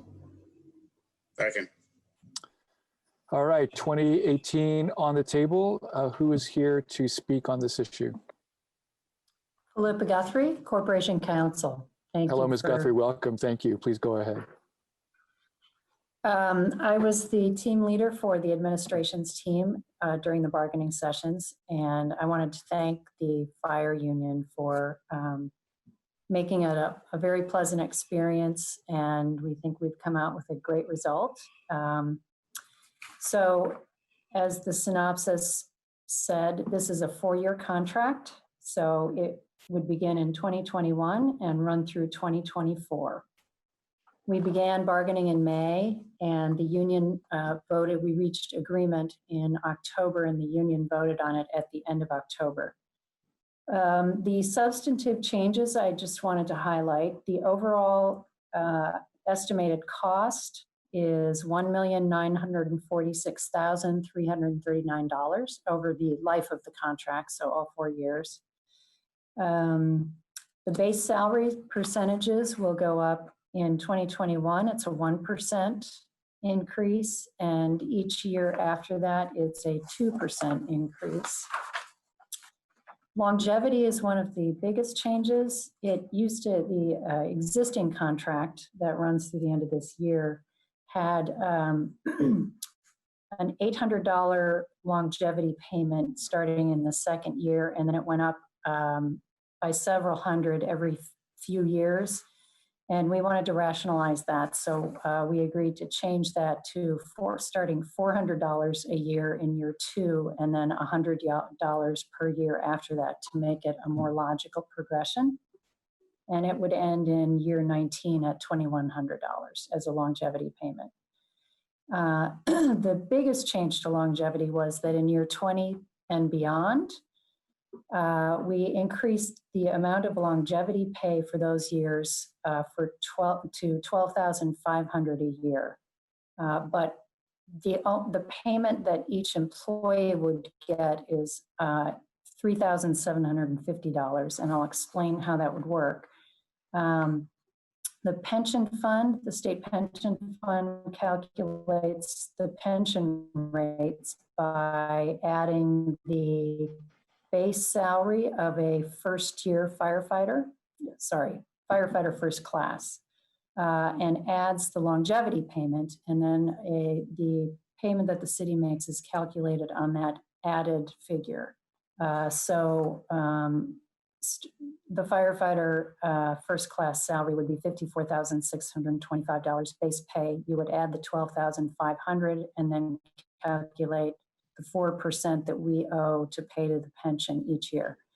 But again, and the difference is obviously it would in the past have been calculated by adding, instead of $12,500, $3,750. So that's a significant bump in their longevity pay.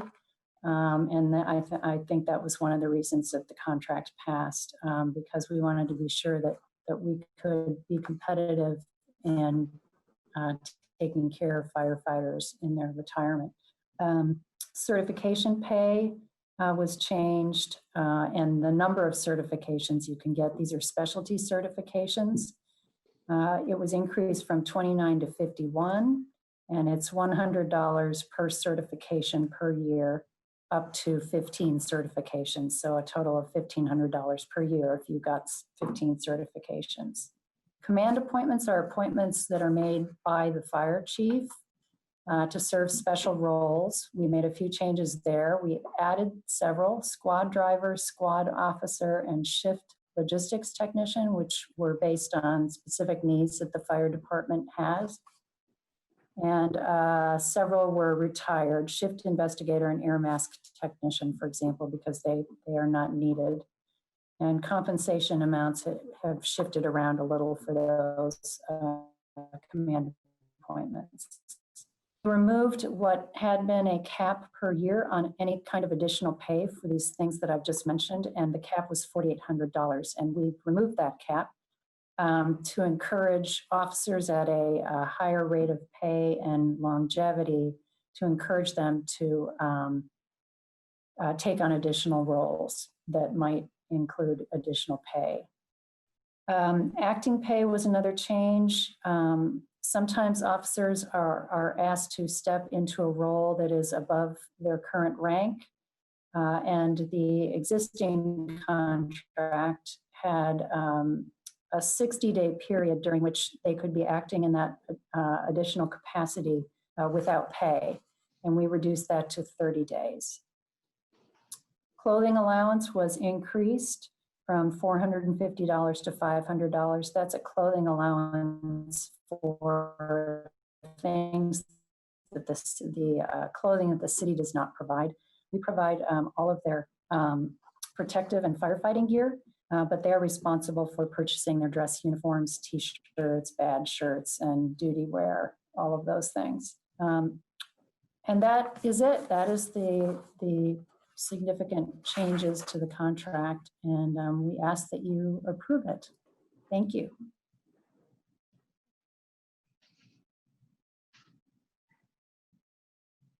You're muted, Steve. You're muted, Steve.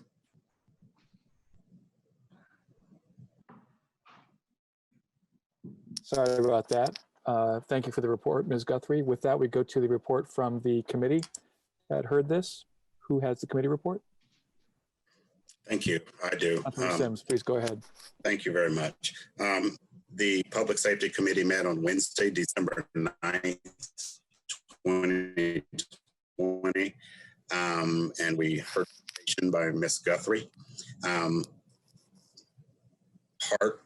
She did state that the negotiations were fair, amicable, and productive, and the union voted in favor of the collective bargaining agreement in October. She has, as she did then, she did tonight, she explained the fiscal impact of this collective bargaining agreement. There was no public comment. There was a due pass recommendation from this committee of 4-0, and as it moved back to the council. One thing I would like to add that was part of the Public Safety Board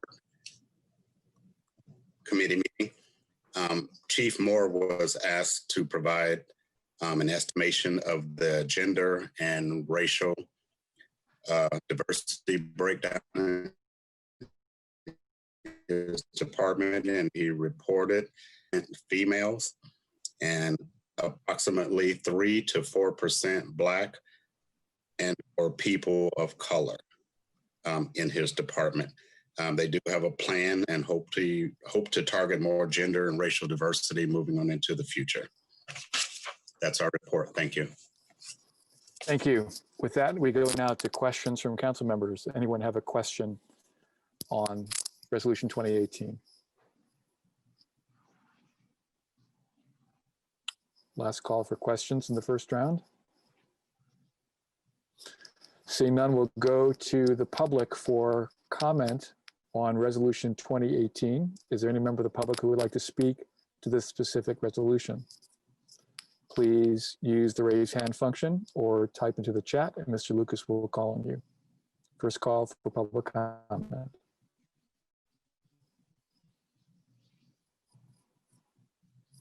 Second call for public comment. Final call for public comment on Resolution 2018.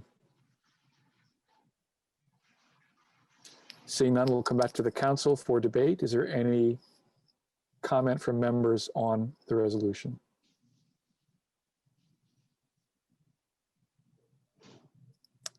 Last call for comment. Seeing none, we'll ask the clerk to call the roll on Resolution 2018. You're muted. Sorry. Okay. Councilmember Sims? Yes. Bolin? Yes. Piedmont Smith? Yes. Flaherty? Yes. Smith? Yes. Sandberg? Yes. Rallo? Yes. Scambaluri? Yes. Rosenbarger? Yes.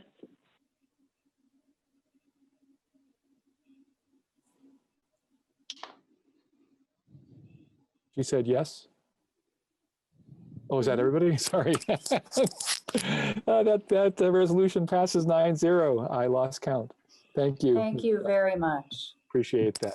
Madam Parliamentarian, the next item on our agenda. Yes, Mr. President, I move that ordinance 2032 be introduced and read by the clerk by title and synopsis only. Second. Motion and a second. Will the clerk please call the roll on the motion to introduce? Yes. Councilmember Bolin? Yes. Piedmont Smith? Yes. Flaherty? Yes. Smith? Yes. Sandberg? Yes. Rallo? Yes. Scambaluri? Yes. Rosenbarger? Yes. Sims? Yes. Okay. Thank you. Will the clerk please read by title and synopsis?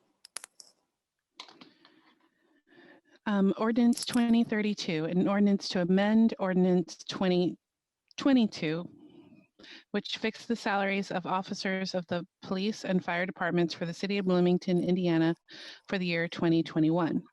The synopsis is as follows.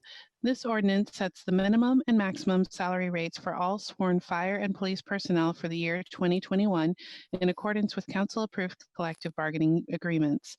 Your Public Safety Committee recommendation was due pass 4-0-0.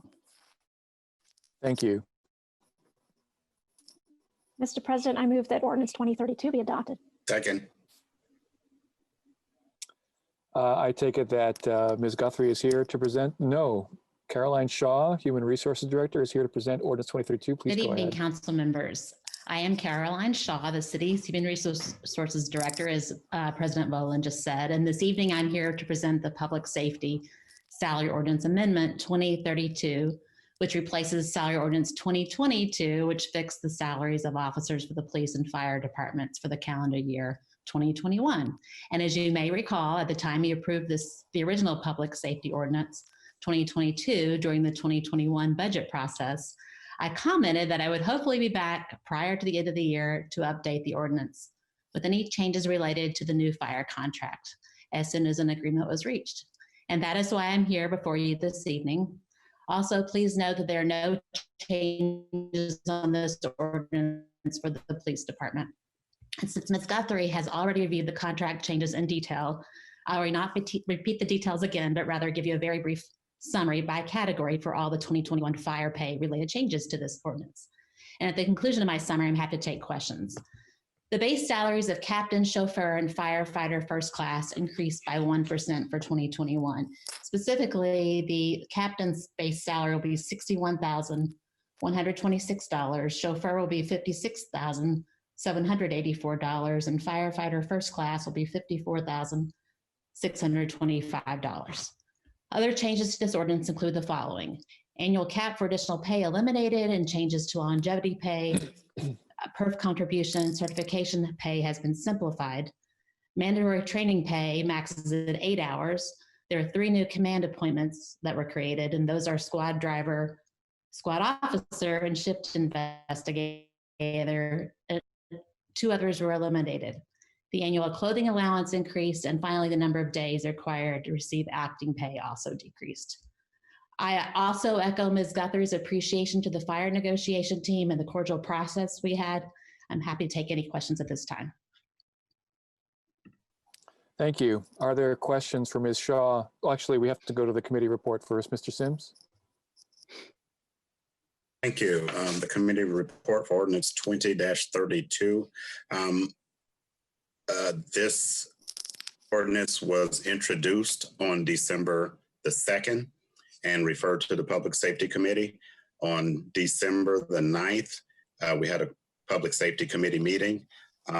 Ms. Shaw, that night, as she did tonight, presented the ordinance, and this ordinance reflects the terms of the collective bargaining agreement. There were no council questions, there were no public comment or no council comment, and the due pass recommendation sent back to the council was a vote of 4-0 due pass. Thank you. Thank you. With that, are there questions from members about ordinance 2032? First call. Second call. Last call for questions.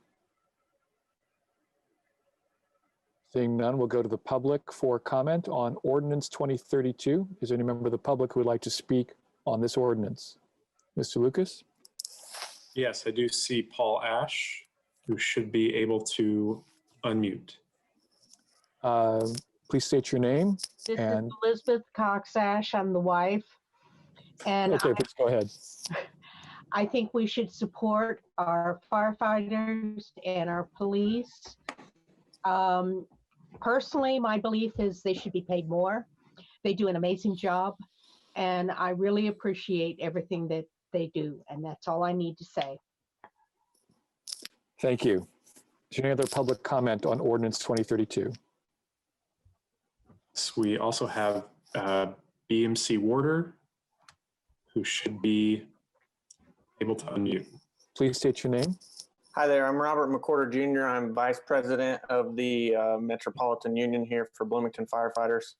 I want to thank the Public Safety Committee and the City Council for voting this through tonight all the way through.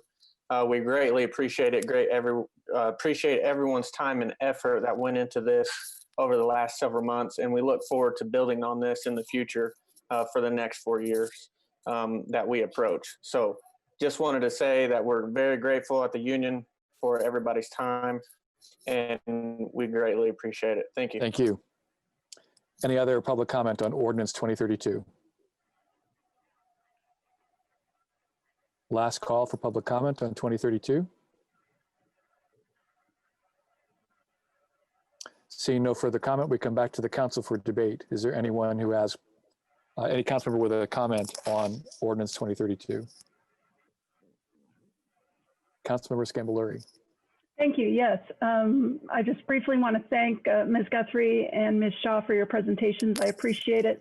I also especially want to thank those who were involved in these negotiations because, as Councilmember Sims mentioned, we did inquire about diversity within our firefighting force. And our ability to recruit and retain individuals to actually carry out the plan for increased diversity depends on our ability to put together competitive compensation packages. And so thank you for doing what you've done with retirement benefits, with clothing allowances. I'm very hopeful that that will allow us to make some of the progress we've discussed. Thank you. Further debate on Ordinance 2032? Any other members who'd like to comment? Last call for comment on Ordinance 2032.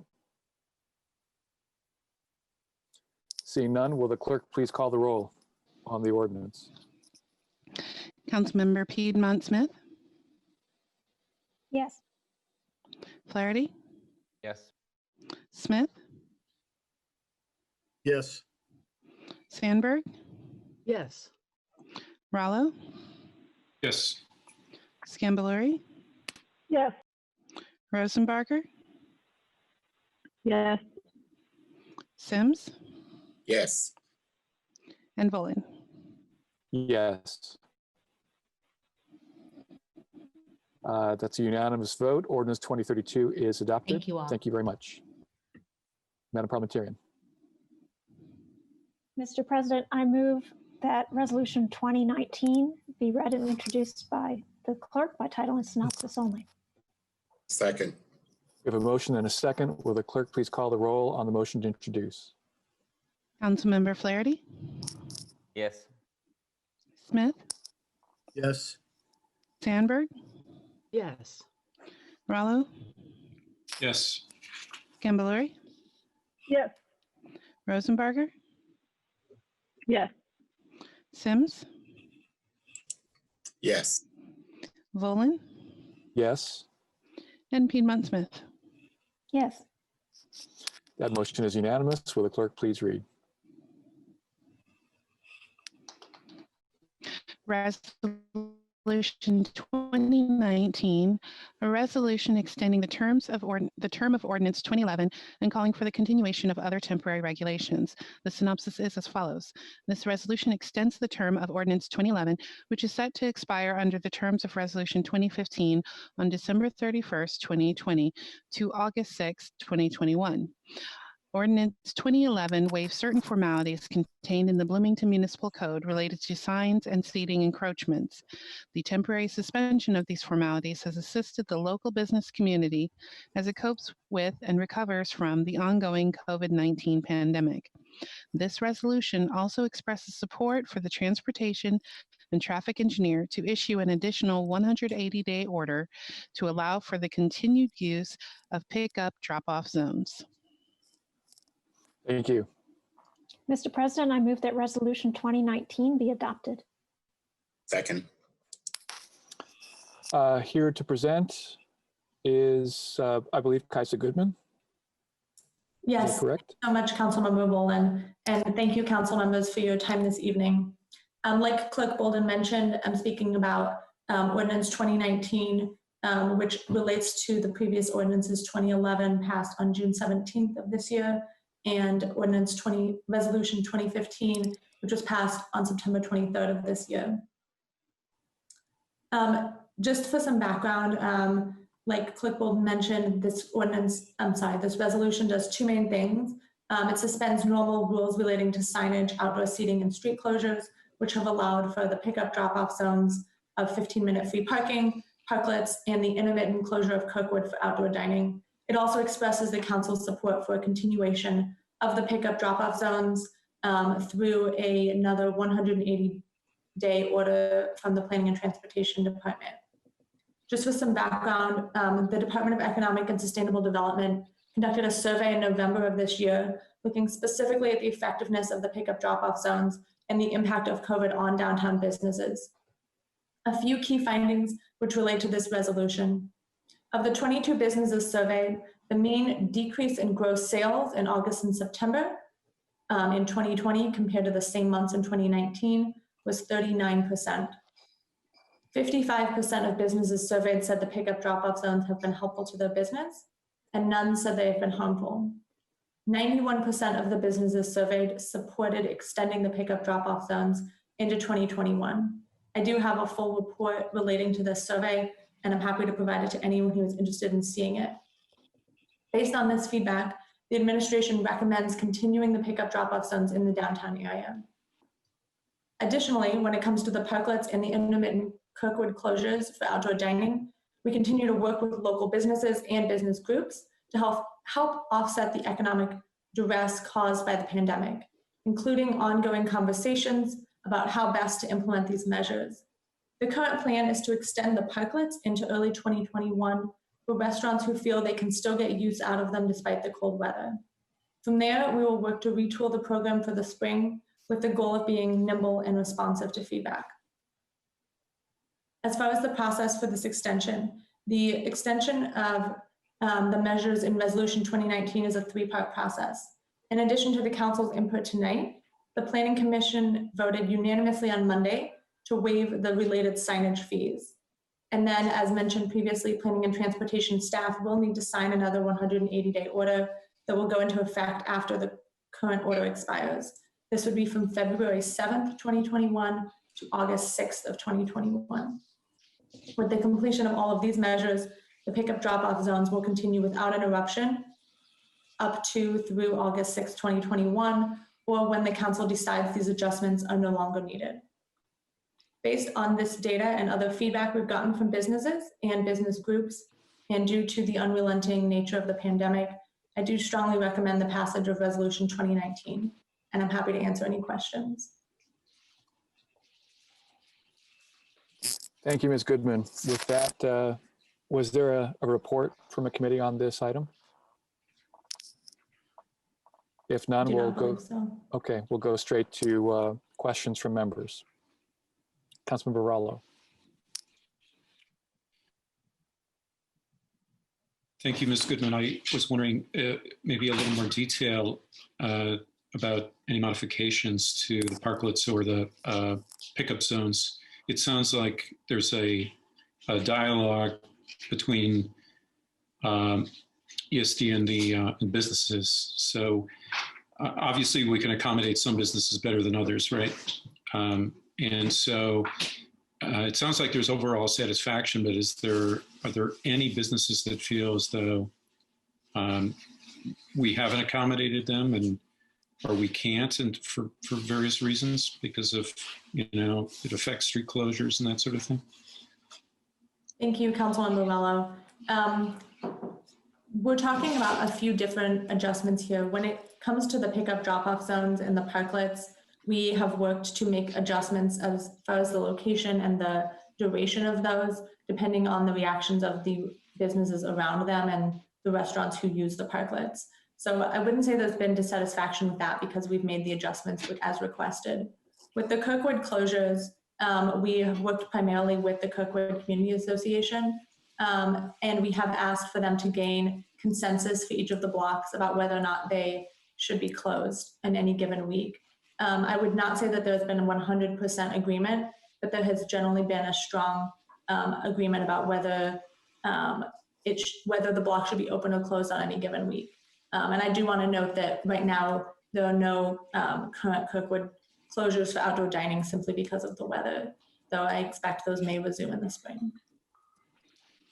Have you had any feedback from the public about these street closures? Has it been overall positive or any dissatisfaction in that regard?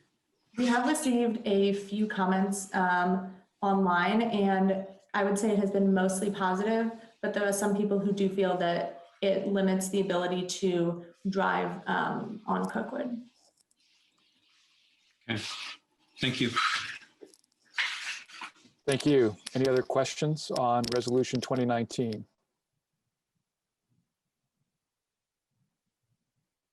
Last call for questions before we go to the public.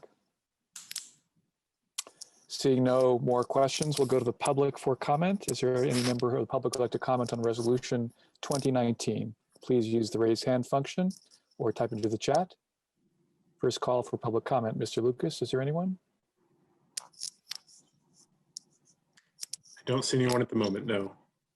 Second call for public comment on resolution 2019. Yes, I do have Talisha Kopic, who should be ready to comment. Ms. Kopic, please go ahead. Hello, and thank you. Can you hear me? Yes. Yes. I just wanted to say thank you so much for everything that the City of Bloomington, the Mayor Hamilton, the Department of Economic Sustainability, Public Works, and the City Council for moving so quickly.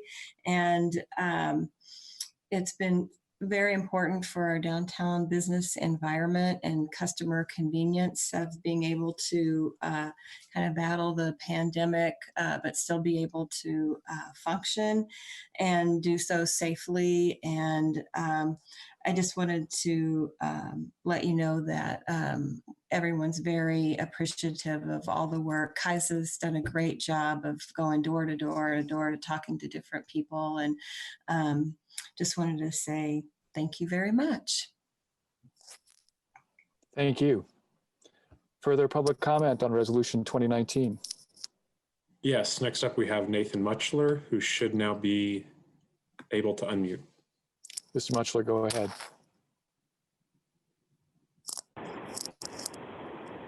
Thank you. Can you hear me okay? Yes, little fade, okay. But go ahead. Thank you. I would just like to say I am in favor of this. I've worked in numerous Bloomington kitchens, and the COVID pandemic has been hard, especially on the hospitality industry and the servers and the back of house, really on everyone. And I appreciate the city is willing to kind of bend the rules and to look for flexible options and innovative solutions to help people, bring people joy, which is what I view hospitality, and make sure that the back of house, front of house, every worker can continue to go to work and collect a paycheck. I would just like to also reflect on the council and the city using that same creativity and that same innovation that's extended to our businesses to extend that to our unhoused and our vulnerable populations, because we've seen what we can do when we think outside the box and try to create great solutions for our community. So let's do that for businesses and the unhoused. Thank you. Thank you. Further public comment on resolution 2019. Last call for public comment on resolution 2019. Seeing none, we'll come back to the council for further questions or for debate. Is there any questions or debate on resolution 2019? Second call. Looks like we lost a council member here. Can we let Mr. Rallo back into the room?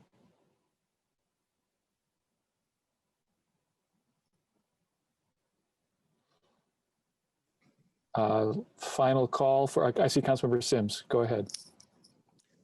Thank you. The only comment I have, thank you, Ms. Goodman, for the presentation. I was wondering if I could get the results of that survey as you stated earlier. Absolutely. I will just go ahead and email it to all of the council members. Fantastic. I'm also happy to provide it to any member of the public who would like to see it, and I'll put my email in the chat. Thank you. Very good. Further debate on resolution 2019. Mr. Rallo, I don't know if you had a chance to. Yeah, I lost Zoom for a minute. I'd like to thank Ms. Goodman and ESD department for all the good work they've done to help local businesses. It's been very innovative and very helpful. Thank you. Any other comment? I'll just take the opportunity to say the same. Thank you, Ms. Goodman, and thank you to the administration for working with local businesses to enable them to continue in this extraordinary time. I hope we can keep it up as long as is necessary. With that, I'll call for the roll. Will the clerk please call the roll on resolution 2019? Yes, Councilmember Smith? Yes. Sandberg? Yes. Rallo, Yes. Scambalori, Yes. Rosenbarger, Yes. Sims, Yes. Volin, Yes. Piedmont Smith, Yes. Flaherty. Yes. Okay. Thank you. We go now to the next item on the agenda, Madam Parliamentarian. Yes, I move ordinance 2028 be introduced and read by the clerk by title and synopsis only. Second. Motion and a second. Will the clerk please call the roll on the motion to introduce? Councilmember Sandberg, Yes. Rallo, Yes. Scambalori, Yes. Rosenbarger, Yes. Sims, Yes. Volin, Yes. Piedmont Smith, Yes. Flaherty, Yes. and Smith. Mr. Smith? Yes. So sorry, I couldn't unmute myself for a Thank you. moment there. Okay. Will the clerk please read? Ordinance 2028 to amend the City of Bloomington zoning maps by rezoning 7.22 acres of property from planned unit development to mixed-use student housing regarding 301 East Brownstone Drive, the Standard at Bloomington LLC petitioner. The synopsis is as follows. Ordinance 2028 would rezone 7.22 acres from planned unit development to mixed-use student housing. The Land Use Committee recommendation is do pass 3-1-0. Thank you. I move that ordinance 2028 be adopted. Second. It's on the table. Here to present is, I believe, Eric Grulich. Is that right? Yes. Mr. Grulich, hello. Welcome, and please go ahead. Thank you. Hopefully everyone can see my screen okay. I can see it. Excellent, thank you.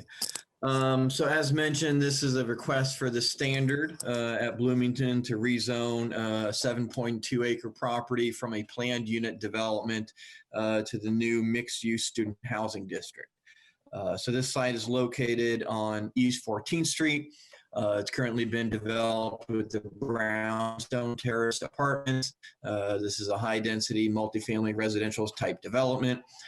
To the north of this, you have a mix of land uses consisting of single-family residences, as well as a Terra Trace multifamily residential development just to the north. To the west of this, you've got some mixed-use properties, multifamily, some offices. To the south, you have railroad tracks that serve Indiana University. And then further south of the tracks, you have the old Northeast neighborhood, which is a mix of single family and some multifamily. And then to the east of this, you've got Duke Substation, as well as some IU-owned property, and again, a mix of single and multifamily uses. So this property was developed back in the mid-1980s as a planned unit development. It was a one-use PUD, meaning the only use that was approved within this was a high-density multifamily residential development. So it was approved at about 15 units an acre and was constructed. It's been on the ground for about 40 years now and has kind of outlived its useful life. So the petitioners would like to redevelop the site with a new high-density multifamily development. Due to the number of 4 and 5 bedroom units within this, it would be classified as a student housing development. So the petitioners are requesting to rezone this to the new mixed-use student housing district in order to allow for the site to be redeveloped. So they have given us kind of some conceptual plans of what the buildings would look like. So they have not filed for site plan approval. And so the only thing that the Plan Commission heard was the proposal to rezone this. That would need to go back to the Plan Commission for site plan approval. So the petitioners have not fully worked out the site plan and the building elevations. However, they have given us some of those conceptual documents so that we can kind of see how the site would lay out to make sure that it would at least preliminarily meet the zoning code requirements for the proposed development. So real quick, I'll just kind of go through the proposed site plan and then discuss the comprehensive plan and some of the issues that were before the Plan Commission.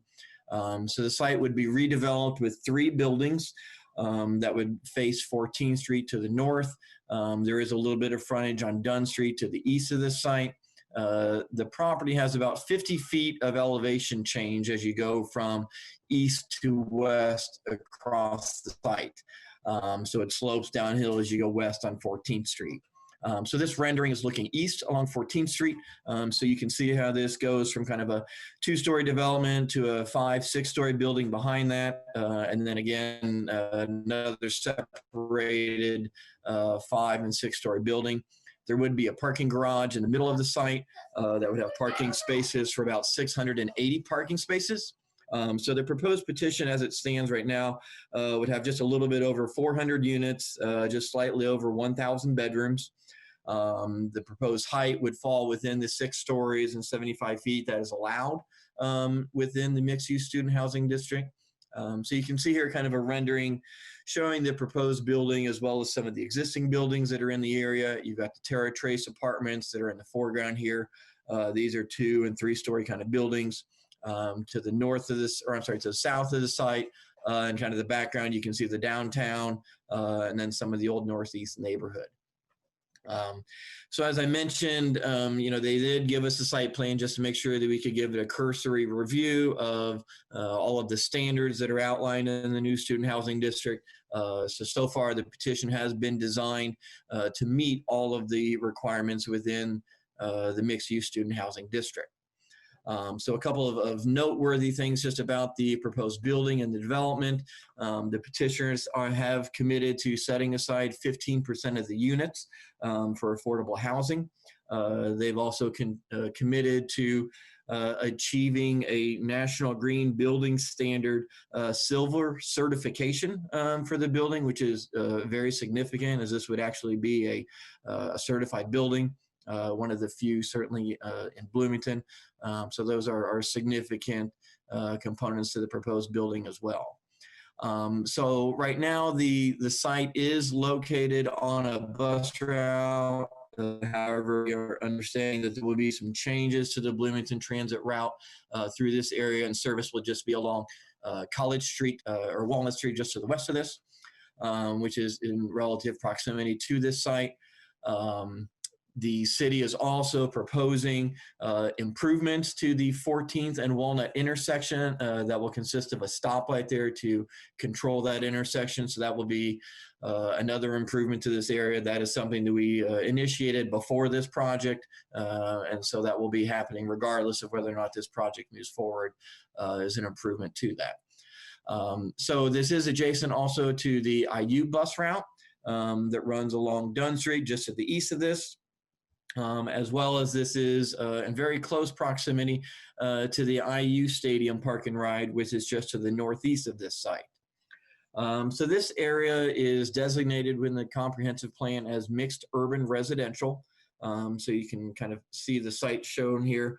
It is also within the area that the city has already proposed to be rezoned through the new mixed-use student housing district. So one of the things, there were certainly many components to the comprehensive plan that were approved a few years ago. One of those, or a couple of those areas made specific reference to the location of student housing within the community. Certainly as the City Council and Plan Commission and other members of the community have noted, there have been a lot of development within the downtown of apartments that were primarily aimed at student housing. So while that has been great for the vibrancy of the downtown and the businesses within that area, there was a desire within the comprehensive plan to diversify the location of student housing outside of the downtown. So one of the areas that the comprehensive plan mentions is the area that I've kind of shown on the screen here in the dashed line. So this would be the area bounded by State Road 46 to the north, College to the west, Dunn Street to the east, and the railroad tracks to the south. So the presence of the railroad tracks along the south end of the site provides an ideal barrier and kind of dividing line between the student housing district to the north and other land uses to the south of this. So this is within the area that the department recommended to be rezoned to the mixed-use student housing district. The petitioner wanted to kind of initiate that discussion much sooner, and so that is why they have come forward with this request today. So the comprehensive plan for this area, the mixed urban residential, acknowledges that this area is predominantly built out and that major changes will occur with redevelopment and property turnover, which this is certainly one example of. It also notes that there are a few locations that will support increases in density and multifamily uses when adjacent to higher volume roads, which 14th Street is a higher trafficked route along this area. So this location is certainly meeting that criteria as well. Comprehensive plan also notes that higher densities can be appropriate along neighborhood edges, which again, this location meets that as it is on the outside of the other land uses that are just to the north of this. So as I also mentioned, the comprehensive plan mentioned several times the need to discourage new student-oriented housing in the downtown and to redirect student-oriented housing away from the downtown. And in addition, they noted the Gateway North area, which this is adjacent to, as one of those ideal locations for student housing. So this was heard by the plan, and they recommended forwarding this to you with a 9-0 favorable recommendation with one condition of approval, and that condition of approval just deals with kind of a prohibition for a private shuttle and a requirement to coordinate with Bloomington Transit if at any time they do want to have any kind of a shuttle service. So with that, I am happy to answer any questions. Thank you so much, Mr. Grulich. Appreciate it. Let's go now to the committee report. Ms. Piedmont-Smith, I believe you're the chair of Land Use. Yes, so the Land Use Committee met last Wednesday, December 9th, and we talked about this ordinance, this rezone for the Brownstone Terrace property. We talked about, we had a presentation from the petitioner, and I don't know if we're going to have that this evening as well. Do you want to do that first, or? My apology. Should I go ahead? Just to go to the petitioner. Okay. So Kendall Knoke and Aaron Stang are the representatives for the petitioner. Yeah, my apology. We'll come back to the committee report and let's go to the petitioner. Mr. Stang? Yes. Hello, members of the council. Just wanted to first thank you for your time tonight, meeting with me. My name is Aaron Stang. I represent the owner and the developer of this project, Landmark Properties. Landmark's, we're a vertically integrated real estate company with development, general contractor, and property management divisions. We invest our own cash and build and manage our properties. As a company, our strategy is to develop multifamily projects adjacent to major universities, whereby we cater and the function of our properties to attract student renters. Our projects have several advantages for the community in which we develop. These things include relocating student renters out of owner-occupied single-family neighborhoods, which tends to improve relations with local residents, and by providing significant tax contributions via the redevelopment of often underutilized or blighted sites. Landmark is one of the largest student housing developers in the United States. We presently have in excess of 9,500 beds under construction across the country. Can you flip to the next slide? Past and present projects nearest to Bloomington include Urbana, Illinois, Louisville, Kentucky, and Ann Arbor, Michigan. Next slide. Our development projects typically include 24-hour on-site property management and substantial study and leisure space catered to our residents. When we began studying this site, we took note of the comp plan policy that Eric previously touched on in his presentation. This project is not in the downtown area and includes diverse housing with a substantial affordable component. It's near existing public transit and is adjacent to campus with better walkability to both the academic core and downtown areas when compared to other student-oriented properties in the city. Additionally, as mentioned, Landmark is making 3 binding commitments with this project outside of affordable housing. They include NGBS Silver with certification, a small retail component on the northeast corner of the site, and no private shuttle. Finally, while not a written commitment, we agree with prior feedback from the Land Use Council and will be revising our design as we move forward to include balconies in the southern facade.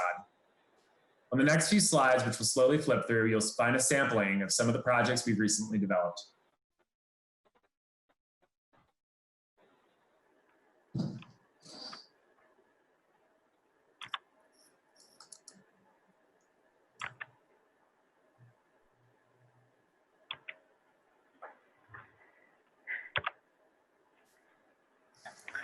All right, I will take over from here. Kendall Kanoki, Smith Design Group.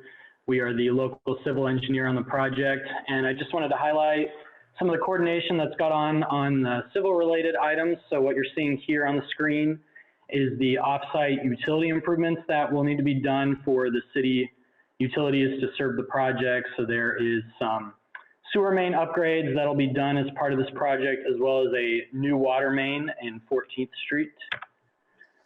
This slide just kind of shows the potential walking routes of students to campus, kind of based on what current residents of Brownstone Terrace are doing. You can kind of see on the map here, there's a diagonal line where people kind of cross the tracks and cut across there to head to campus. That hole in the fence has now been fixed, but so people are walking kind of around down Indiana Avenue to get to campus. And the yellow dots here are the nearest transit stops and IU campus shuttle stops for the project. And these routes here are based on coordination with Bloomington Transit, based on how the routes will soon be with upcoming changes that'll take effect.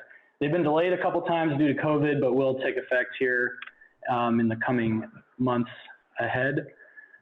This is kind of showing the site plan that we're showing now, and I just wanted to show here the more technical site plan. Everything, as Eric mentioned, can meet the current UDO in the mixed-use student housing district. And we also have this 20-foot wide pedestrian access easement that the city requested. We can accommodate that request. That is for a future potential Grant Street bicycle corridor. I just wanted to look ahead at the schedule a little bit. With a favorable vote tonight, we can immediately move on to major site plan review that will head to Plan Commission, as Eric mentioned. We are already ready to file for that, so all the details have been worked out. And this schedule varies a little bit from the schedule we had in mind at filing. So what was written in our initial petitioner statement, that's actually been accelerated, moved up a little bit. So the schedule you're seeing here is the current schedule. I know there was some discussion about it last week at Land Use Committee. So if we can make it through major site plan review, we'll be ready for grading permit review to start in March. And we're looking at a July 2021 construction start and hopefully finishing everything up by August of 2023. So it's an aggressive schedule. Time is definitely of the essence, but that is the current plan for this. And with that, I'm going to move on to BKV, the architect, talk about some architecture stuff. Thank you very much. My name is Jack Borman, and I'm the Senior Design Partner at BKV Group. And could you go to the next, well, in the overall design of, excuse me, could you go back, please? Thank you. Just as a quick reference, in walking around the site and walking around the neighborhood, I felt it was important to recognize the diversity in this neighborhood. It's truly mixed use. And the residential to the south on the other side of the tracks, commercial, the university, the apartment buildings to the north. So all of this context and the scale of the site was very important for us to evolve our final design. Some of the key aspects, if you could go to the next slide, is as we walked around, the significant grade drop was very much of an issue, and the ability to create streetscape that gave the project a feeling of pedestrian scale, much like the surrounding area. Next slide, please. So in developing our site plan, I mean, it's recognizably a large building. This was originally a large building on a large parcel back in the 80s.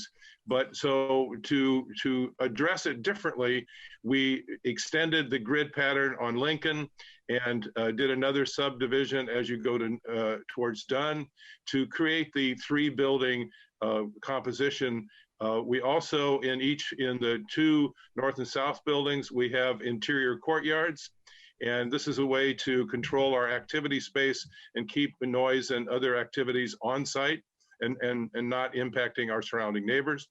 Another key aspect was to center the parking in the middle of the 3-building complex and to surround that parking with housing so that the parking structure is not visible from any of our neighbors. And then on the south end of the site is where we have our outdoor amenity and pool deck area, which happens to be the lowest part of the site as well. So if you go to some of the other key aspects, that is the 25-foot setback along 14th Street and the overall concept of creating as much green area on all sides of the project as we can. Next slide, please. So this is a walk around the site. This is at Dunn and 14th. This is where we have a major amenity area plus some corner retail. And this is where the site is illustrated as a 4-story building. We have the ground floor as masonry, and then the 2nd and 3rd floor is masonry for part of the facades, and the remaining part of the facades are multi-neutral colored wall panels, lots of glazing, a very open and residential quality building, balconies, overall large window treatments. And as you walk further down 14th, next slide, please. The overall view as you look down 14th is where we have the significant drop in the site. This also illustrates the continual streetscape as you proceed down 14th, and at the break points between the 3 buildings, we have the view corridors and also the pedestrian connector between building 2 and 3. You can see at 2nd and 3rd floor some glass skyways that do connect the buildings, so we have secured internal access movement for all 4 seasons. And then at the bottom on the right of building 1, you have our aquatics and pool functions. Okay, next please. As we're walking down from Dunn, as you get to the middle of the site near Lincoln, we have the main entrance for new residents, the office area. Important here is the stepping down the hill of our walk-up terrace units. It's a great opportunity to have direct street level access. And then we have our brick base, and then 3 stories of brick intermittent with other materials of solid panel. Then the setback on the top floor, and then the mechanical screening. This site also illustrates one of the skyways, and it shows the only position that you could ever see the parking, which is slightly at the corner at the walkway between buildings 2 and 1. So it's fully screened. The lower picture illustrates again some of the stepping walk-up units as we're going down the hill. We felt very good about the residential landscaping, the amount of green area, terrace planters, creating a very residential scale. Next, please. This is at the far end of our site where we have our major amenity, exercise and outdoor pool area. The pool is below the street level at this point, and then it's screened with the planters and exterior walls. In the background, you can see the brick amenity area, and then the 4 levels of housing above that. So next slide, please. This is an aerial that shows how the building, and it's 4 stories to 5, and then back down to 5 again as it steps down two levels between buildings 2 and 1. There's a 2-floor step there, and how it fits in the overall residential area and the amount of green and treed space on the perimeter. Next slide, please. Thank you very much, and we open for any questions. Thank you. Sorry to not include you before the committee report. Appreciate the presentation. We go now finally to the committee report. Councilmember Piedmont Smith, would you like to pick up where you left off?